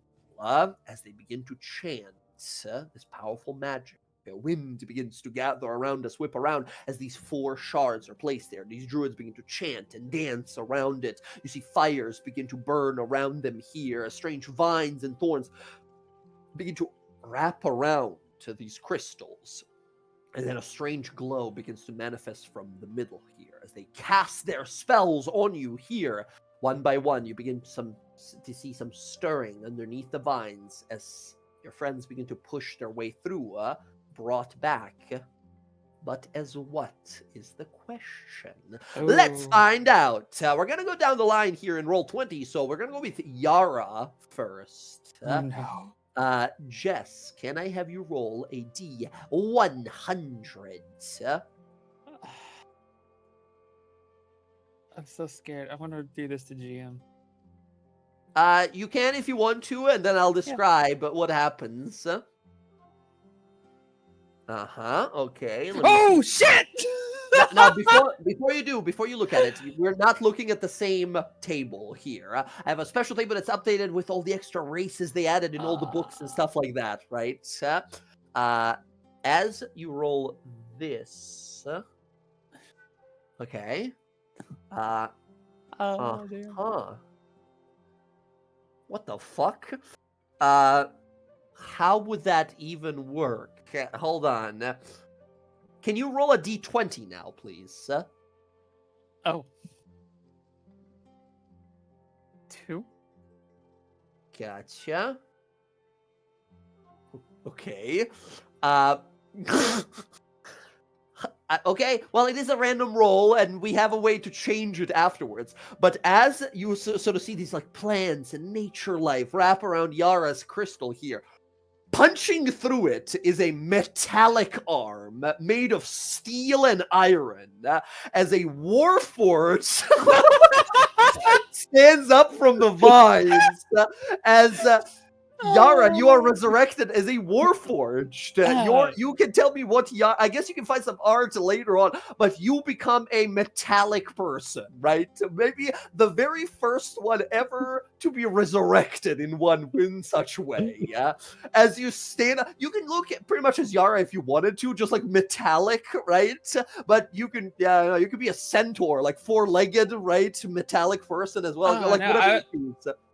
I would say she probably looks very Fae inspired, like almost like probably like a with the weird whimsicalness of the Fae, like she looks like kind of like a porcelain doll that's been animated. But like she's got Very like the cool. long hair and she's still like Yara's proportions, but she's like, that's fucking weird. And Yeah, I yeah. got buffed. The druids look over like this is perfectly normal, and they keep casting other spells than the other ones. As next up, yeah, Carlos, you look at yourself like, what the hell am I? As we're gonna go over to Rav. We're gonna go for Casimir here. Rav, can I have you roll a D100, please? Warforged out of all fucking things. I got excited because the normal list, like that was a wood elf. I was like, that's kind of cool. No, I got like a gigantic list here because there were so many things that were added later on that are not in the basic stuff, like beast folk things, like astral things, like everything. Okay, let's see. Real roll. Let me see here. Interesting. Okay. Very good. Rav, can you go ahead and roll a d20 for me now? 7. Okay.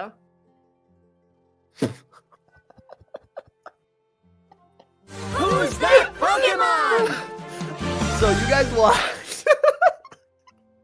Uh-oh. You guys watch Uh-oh. as the vines begin to grow and grow and grow to a massive size, and then a hand comes out, muscly, strong-looking hand, and then another hand comes out, and then you see Casimir as his tiefling self appear, but there's still a lot of them below, as breaking forth, winning is a centaur. What? Casimir, you have your tiefling body up top, but you are a centaur now of whatever color of fur you choose, I guess. As winning out appearing is Casimir now a centaur. Oh my god, what is going on? Well, Look at that. You're like, you want to be my divine steed? Casimir looks down. Oh, wow. Casimir, about twice the size you were before. You feel fast. You feel like you can jump across like creeks and fucking canyons now. But you think you might having a hard time going up a ladder. And maybe going inside. Well, at least you can cast Fly Soul. Yeah. Oh my god, fucking reindeer flying across, running across the sky. Can I give somebody a ride from flying? Yeah. Sorry, what was that? If I'm flying with a centaur of Casimir, can he give a ride? Yeah, for sure. Someone can totally, yeah, because Centaur have an ability that lets them like be. They're like large. You're a large guy now, like a large creature. Cedric now. does know mounted cow. Hey, there we go. 2-in-1. Two in one Rav special. Okay, excellent. That's Cedric. So far, we have a Warforged and a Centaur show up. Last but not least, here, as Anahia looks with anticipation for her cousin to emerge here. Zach, go ahead and roll a D100, please. Are we doing it to GM? Yes, to GM here if you want to. I mean, it doesn't matter because only I know the list of Right, exactly. Right, so Yeah. whatever you want to do here. Hit the 100. Okay. Oh my. Okay, gotcha. Okay, now I need you to roll a D20. 17. Okay. Not as we. Wait, no. What the? Okay. All right. Not as crazy weird here. Sort of. As you guys watch as sort of, well. Oh no, sorry. I'm looking at the wrong thing. Sorry, 1 second. What was the first roll you got? 18. 18. Sorry, I was looking. I thought it was a 16. Okay, 1 second. I don't even know. Oh my. I know what that is. You guys watch as no. rising from Rising from the vines, you will for a second think, oh my god, something's gone wrong. As you see liquid begins to pour out of the vines, and then a slime girl emerges from the slime. As you resurrect as a plasmoid, as you are a slime girl, you rise up as like you look like you look like Bella, but you are made of like Jello, basically, Yeah. right? As you emerge and look at yourself, like, what is happening? I look As at the a druid. Warforged centaur and a plasmoid rise up here in front of you. I look at the druid, and I'm not an expert, but I feel like hers didn't finish cooking. He looks over and Is says, this because we didn't pay? Is this what happened? Is this what happened? If we would have paid, we would have got a better, like, upgraded people. He's like, I am focusing on the spell. Nature works in strange ways. I cannot guide it. I can merely summon forth its intention. And now for the last one. I thought nature was supposed to give him bones. Well, some things live without bones. The great worm, the powerful, mighty slugs, they do just fine for themselves. Great. Now, quiet, I need to Fucking focus. Bella, as you emerge, you have you hold your hand and part of it is like dripping down and dangling, right? It's like, what the hell is this? Yeah. I feel like this is well- gonna be a big problem with you trying to get into the water with Arethusa.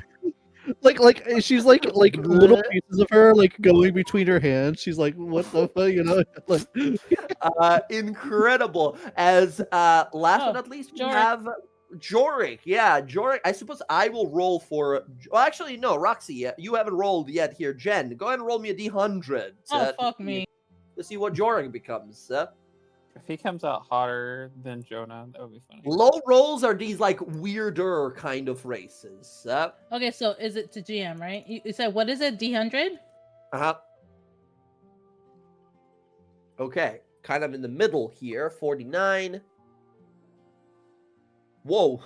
Okay, hold on. Uh-huh. Okay, yeah. You see rising there. Does this have like a special thing as well? I gotta check. Probably does. Yes. Can you roll me a d6 now? Okay. You see rising there, a little taller as he was, bold of head this time, pale of skin, but not like unnaturally pale. At a full height of 7 feet, he's a Goliath. You see a giant, like a half giant, stand up. She's so excited. As he is, once again, all of you who have been resurrected, butt naked, fully naked here, as he sort of stands up and looks at himself like, what the... And sort of looks at all of you, kind of like, well, that was unexpected. Oh, How did boy, he it's get a the little good one? different. Wow. Amazing. He stands up as Jorik is which is wild that the most normal one we got is Goliath. Okay, he is now a Goliath, and the D6 was for what kind of Goliath? He's a stone giant Goliath, so he's like the standard Goliath. Rock hard abs now. Legit. Yeah, sort of. Yeah. As he sort of resurrects, all of you guys, you see Imnis put his hands down and says, and such is the means of nature's might. The spell is done. You have got what you asked for. I hope mean, it suffices. I didn't ask for this, Millicent. Oh my god. He says, my work here is done. He waves his hand, a bunch of leaves gather around him, and when you guys blink, you're outside of the forest, right outside of their sort of druid grove. Totally putting a bad review. Pay for the resurrection or you're gonna get shit. Oh my god. What just happened? Bella like makes her way to a tree. She's curious if she's like still strong, and she like punches a tree to see what happens. Your fist cleaves through the fucking tree. As you go to swing, you see the slime sort of turn into a spike, and you boom punch right through the tree. Yeah. That's really neat. I like that. You're Oop. goopy. Can you do the robot dance? Can you do a robot dance? What? No, I mean I've got joints. Look, and she's got very fluid movement. Like I'm not, Yeah. I'm not like a doll. I look like a doll, but I'm not, I don't think I have bones. That's crazy. I need a minute. And Casimir's Well, gonna go here's test the- out this body here's the by real- running. Here's the real question. Cass took all the bones. He So- took all the bones when You he's took been all of put my back together. bones, As a quick review here, so you as a plasmoid creature, you have dark vision, which you had. You are amorphous, which means you can squeeze through a space as narrow as 1 inch. You have resistance to acid and poison damage, and That's you can pretty cool. shape yourself as a bonus action to make stuff look like whatever shape you want to be. In general, human-like shape. As a bonus action, you can extrude a pseudopod up to 10 feet away from you, and like you can tentacle. You can like have a long tentacle reaching from you. You can just That's forever look like amazing. yourself. Yeah, you can. It's just gonna be like whatever kind of colored jello you want to be. As a Warforged now, you gain +1 to AC. You can only don armor you are proficient with. I guess that's nice. It sort of gets worked into you, I guess. You gain 1 skill and 1 tool proficiency of your choice. You are immune to diseases. You don't need to eat, drink, or breathe. That one sucks for someone who enjoys life and experiences. Yeah. Immune to disease, don't need to sleep, advantage against poison, resistance against poison. All kinds of stuff. So this one is strong, very strong, but you're still yourself. You have your own soul, heart, and soul, right? So you're not feeling like robotic. You're not losing emotions or anything like that. You just wish you could taste what a drink actually tastes like. Yeah. I can't taste. It really fucking sucks. It's like I got COVID. I don't know if that is. What's but that? Bad disease. You don't want it. Just think about You're- all the money you're gonna save on not But- having to drink shit. Think like Swamp this, Yar. fever. I can taste everything around me all at the same time. It's so weird. Mhm. You know what that means, right? It means that It's me shit. and Sky here are the only normal fucking ones. We're gonna stick out like a damn sore thumb. We got a blob lady, a fucking robot, and a goddamn fucking centaur on top of this you giant just call me a motherfucker. blob lady? Bella will start to cry a little. I mean, there's still Golden Boy. He's kind of normal, aside from just looking perfect every time. Mhm. And she Uh, throws mud at him and just watches it fall off. See, it just doesn't stick. Misses him. Crazy. You throw it That- directly at him, it somehow misses him. Yeah, As that's like infernal right there, right? That is infernal Uh, damnation. real fast, Casimir, you now as a centaur, you are no longer a humanoid. You are now a fey creature. You have a charge attack that says if you move 30 feet and hit someone with a melee attack, you can make a bonus action hoof attack against them. So you can punch and hoof people. You count as 1 size larger. In addition, any climb that requires hands and feet is especially difficult for you. Whenever moving up ladders and climbing and such, you move 4 times slower, which is Holy rough. shit. Your hooves do like a 1d6 plus strength damage, and then also you have something called natural affinity. Your connection to the Fae gives you intuitive connection to the natural world and the animals within it. You gain proficiency in one of the following skills: animal handling, medicine, nature, or survival. So yeah, it's also you have 40 feet of move speed as a default. Nice. So- what were the skills? We can do these over the week. You don't have to do these. You can look these up on your own time to get better look at them and such. That's totally fine. But you guys are fully changed now in some ways, and this is what your reincarnation brings. As you guys look at each other like, okay, this is weird, but we still gotta... God, you're gonna show up in front of Archon like, we're back. And he's like, who the fuck are you people? So, Incredible. I'm here to avenge myself. He's gonna be like, "Who the fuck are you?" I don't even know who you are. You are. Yeah, incredible. So that's it. Now, a bit of seriousness here. We gotta fucking do something about Archon still. We lost the fight, but not the war. Our friends are back. They are weird creatures now. And by the way, you guys who got reincarnated here, over the next week, take some time, take a look at these like races, and go ahead and just temporarily for now, I guess, right? Add the abilities of those races into your character sheet, or I can help add them for you if you want to, right? And then at this Please. point, we go back to. Oh, I said please. Oh yes, I got you covered. Archon is about to launch an assault on Fort Daxio, the most populated military outpost on all of Tal'dorei. This is where bulk of our army is at. If his dragon army destroys it, defeats it, that means it's only a matter of time until the dragons roll over the rest of Tal'dorei. A true cataclysm. A damn near calamity. That means that while we have failed against Archon before, we now know his trick. We know that if we step foot towards Fort Daxio, we're going to face him again, if he's alive. But I think at this point, with you guys returning back, you would have started to hear rumors that some dragon tried to betray Archon, and that Archon sent it back to hell.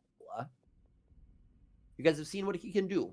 You know that he has one move that ruined your whole plan last time. His Oathbreaker ability that gives you that shadow, magical shadow that he wraps himself with, that gave you guys all disadvantage. You guys would have decimated him. You damn near did. Who's that Pokemon? That was brutal. Roxy, who pumps damage with her sneak attack every turn, couldn't get it because of those disadvantages, right? That fucking sucked. But we got our friends back. They are super fucking weird now. But it's time to get our revenge, no matter what. People are starting to gather. Forces of Exandria, of Tal'dorei, are starting to gather to stand in the way of this tyrant. He got his hand back on that crucible. You guys know that there's this something going on, this plot of like Vecnas or something is going on, that there is a crucible, Isender Hiroshi, those magical pages, and the arcane battery. You guys have some of these, but there are still some out there in play. We have Arenia out there somewhere with Canis. We have the forces of Tiamat. Things are slowly coming to a head here. Archon has started a war. He saw an opportunity. This is a fanatical individual who follows words of a goddess of draconic might and greed. He needs to be stopped. You all started this. And while it might not be the end of your stories here, before we find out what's going on with Arenia and this plot and such, we gotta stop Archon. As we easily can again talk to the Cobalt Soul people, they can send us to Iman. At Iman, the Arcana Pensophical people can send us to Fort Daxio. Next session, we're gonna do that. So we're gonna end it. We're gonna pause here for tonight. Oh, did we want to try to bring Kai with us since she's in Western? You send her over here, but she's not arrived yet. She's walking here. Oh. Just to clarify, it's been 3 days since your friends died. Everything happened kind of, it was a fucking whirlwind of things, right? But they died. You guys instantly went back, teleported over to Iman, learned that that Sky is ruins of Onoa, took a boat trip that lasted a day there, right? Got Sky, took a boat trip back to Iman. From Iman, teleported to Hell. Spent a day in Hell, came back now. It's been 3 days. I know it seems crazy chaotic, but that's all it's been, right? So, Kai's been walking through mountains. She's not here yet. She's not going to be here probably for another 2-3 days. You told her, hey, you don't have to be with your evil dad. Go be safe. right? And she's like, "Oh man, okay," and she left. Is Gilmore's in So- Iman or Western? He has a smaller shop here in Western, but you guys are gonna be in Iman in his main shop. He gave you guys some like magic items, like cool, powerful magic items to like ensure you guys don't die in hell. So he's in Iman. We can do whatever shopping we're gonna do next session as we hop over to Iman, and from there they're gonna send us to Fort Daxio as drums of war begin to sound. Thank you all so much for playing. Super excited to go back. Warforged, Centaur, and a Plasmoid of all things. I will, by the way, Yara almost came back as an Asimar, which would have been just like, come on, man. Come on, That would man. have been fucking funny. I got really excited because I thought it was the old list, so I was like, oh, it's Will. No, I have this like gigantic new list that includes like the different new kinds of elves. One of you almost resurrected.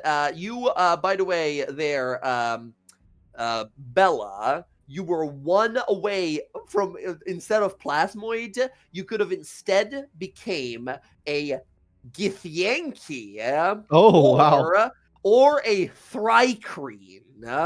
What the hell is that? Thrycreen are ant people. They're like the forearm, like mantis people. Yeah. So okay, dodged the bullet with that one. yeah. And then you, Casimir, nearly came back as a GIF, which is a giant hippopotamus man. So, you know, wild. Absolutely wild shit you could have been. Yeah, there we go, friends. That's our mission is successful. Now, we grabbed the thing so we can return to Archon's Tower, but unfortunately, Emily not being here, we can't delve into that part quite yet, right? We're going to have to wait for her here. We have something that will help us return there, right? As I will say, as we go to fight Archon here, Cedric, like you said yourself, your duty and your sort of payback, your favor is returned to Casimir. If you want Cedric to come along and be like, I'll help at Fort Daxio, I'll go fight and such. If you want to, you can be running 2 characters for this next like big battle type of thing. If you really want to, it can be kind of complicated at higher levels. I wouldn't suggest it, but if you want to, he can also be an NPC that's like, I'm gonna help, but Rav is not gonna be the one running the character. He's just gonna be in the background, like doing stuff, helping as best as he can. You know, Agents of the Platinum Dragon, Armies of Tiamat. That Cedric would like to help, but I don't want to run 2 characters. Gotcha. Understood. For you here, Zach, Bella, or Slime Bella, I don't know what do we call her now. Yeah.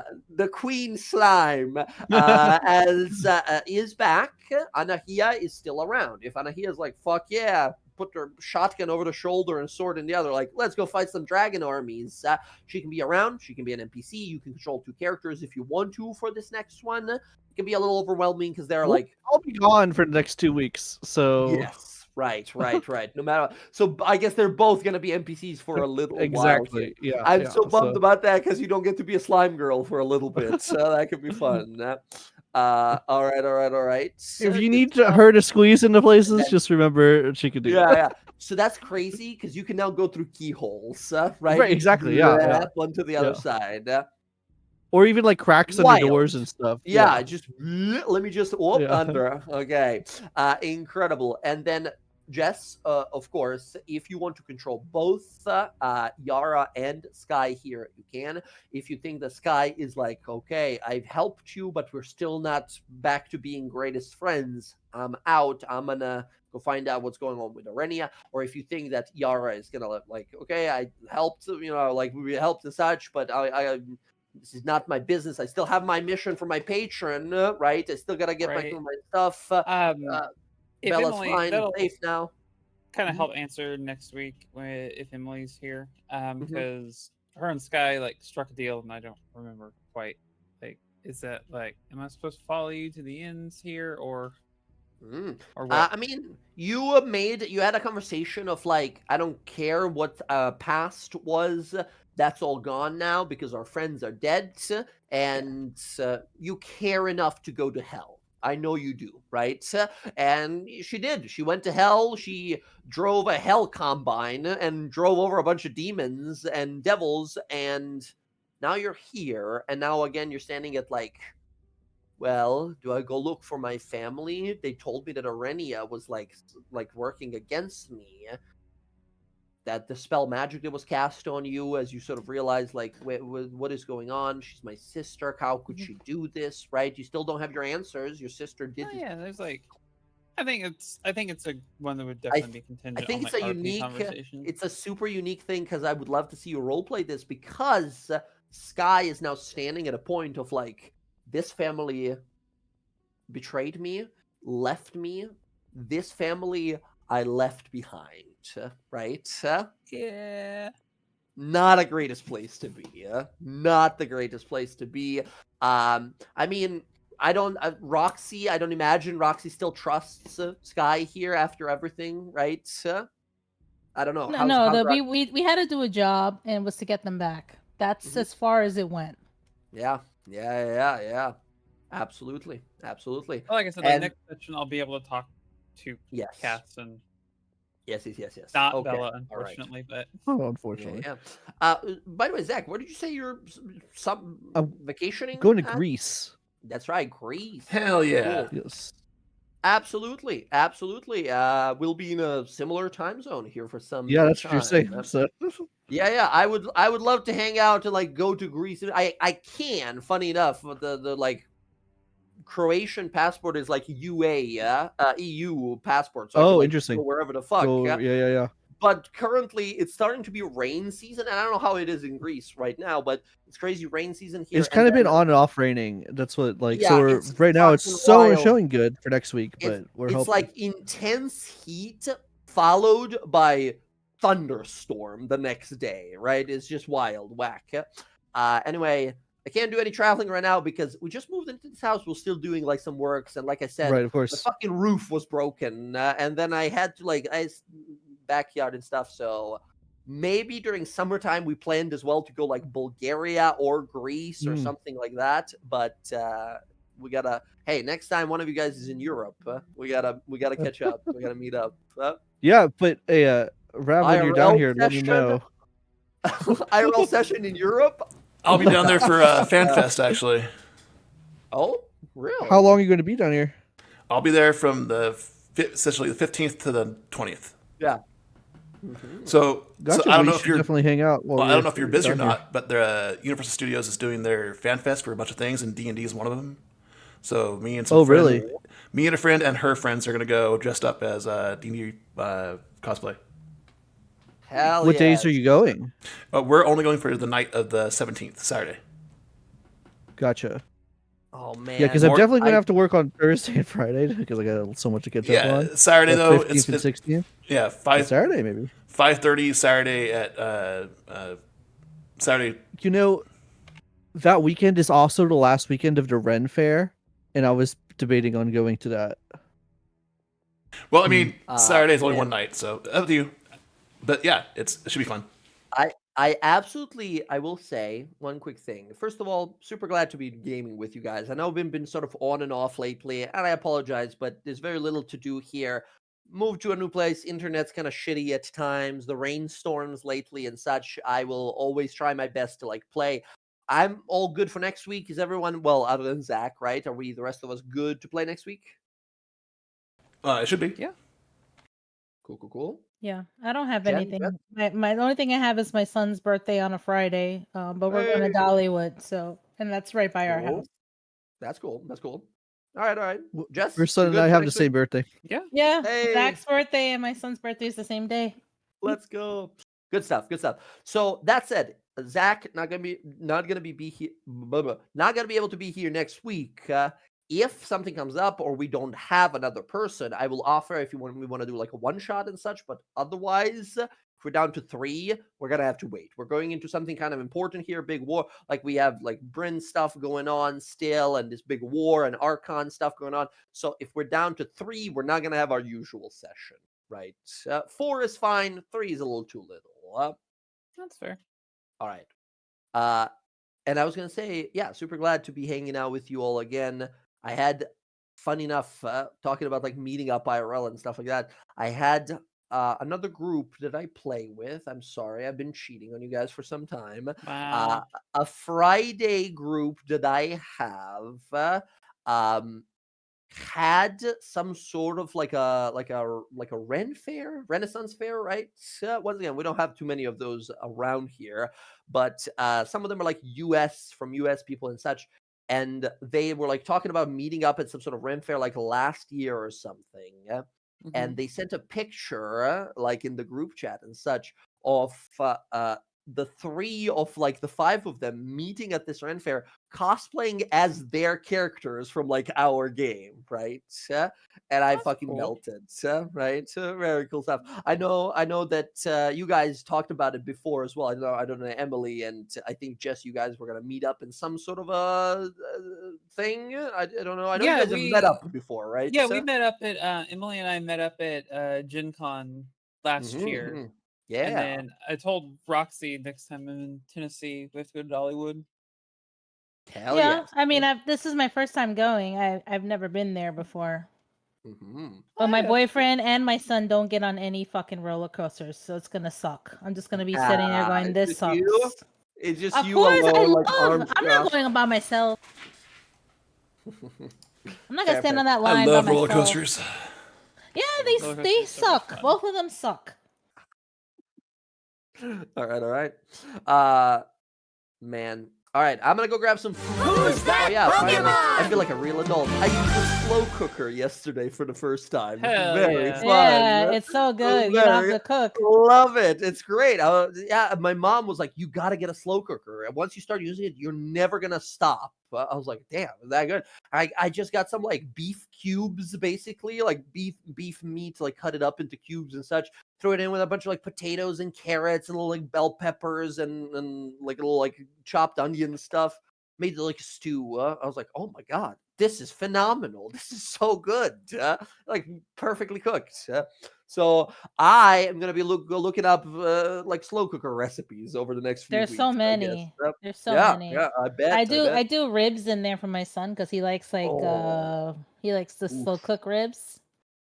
I gotta try. I've seen it done before in slow cooker. That's the kind of ribs that are like you can fucking peel them with your hands. Yeah, like super soft. He loves them. Yeah. Chili, a slow cooker chili is really good. Oh, I've not had a chance to make a chili. I've been trying a lot of like cooking recipes lately. I definitely want to try chili. Yeah, I make a vegetable lentil soup. It takes like 10 hours in there, but it's so good. I mean, whatever. I'm just gonna be doing it overnight anyway, right? Just leave it overnight. You gotta be careful. Burn your damn house down. Oh shit. Okay, maybe during day then. Fair enough. All right. I'll catch you guys later. Good Night. stuff. All right. I'm gonna peace out. Awesome session as always, you guys. Catch you all next time. Zach, have a great time on the trip. Bye. Thanks. Have a good night. Bye.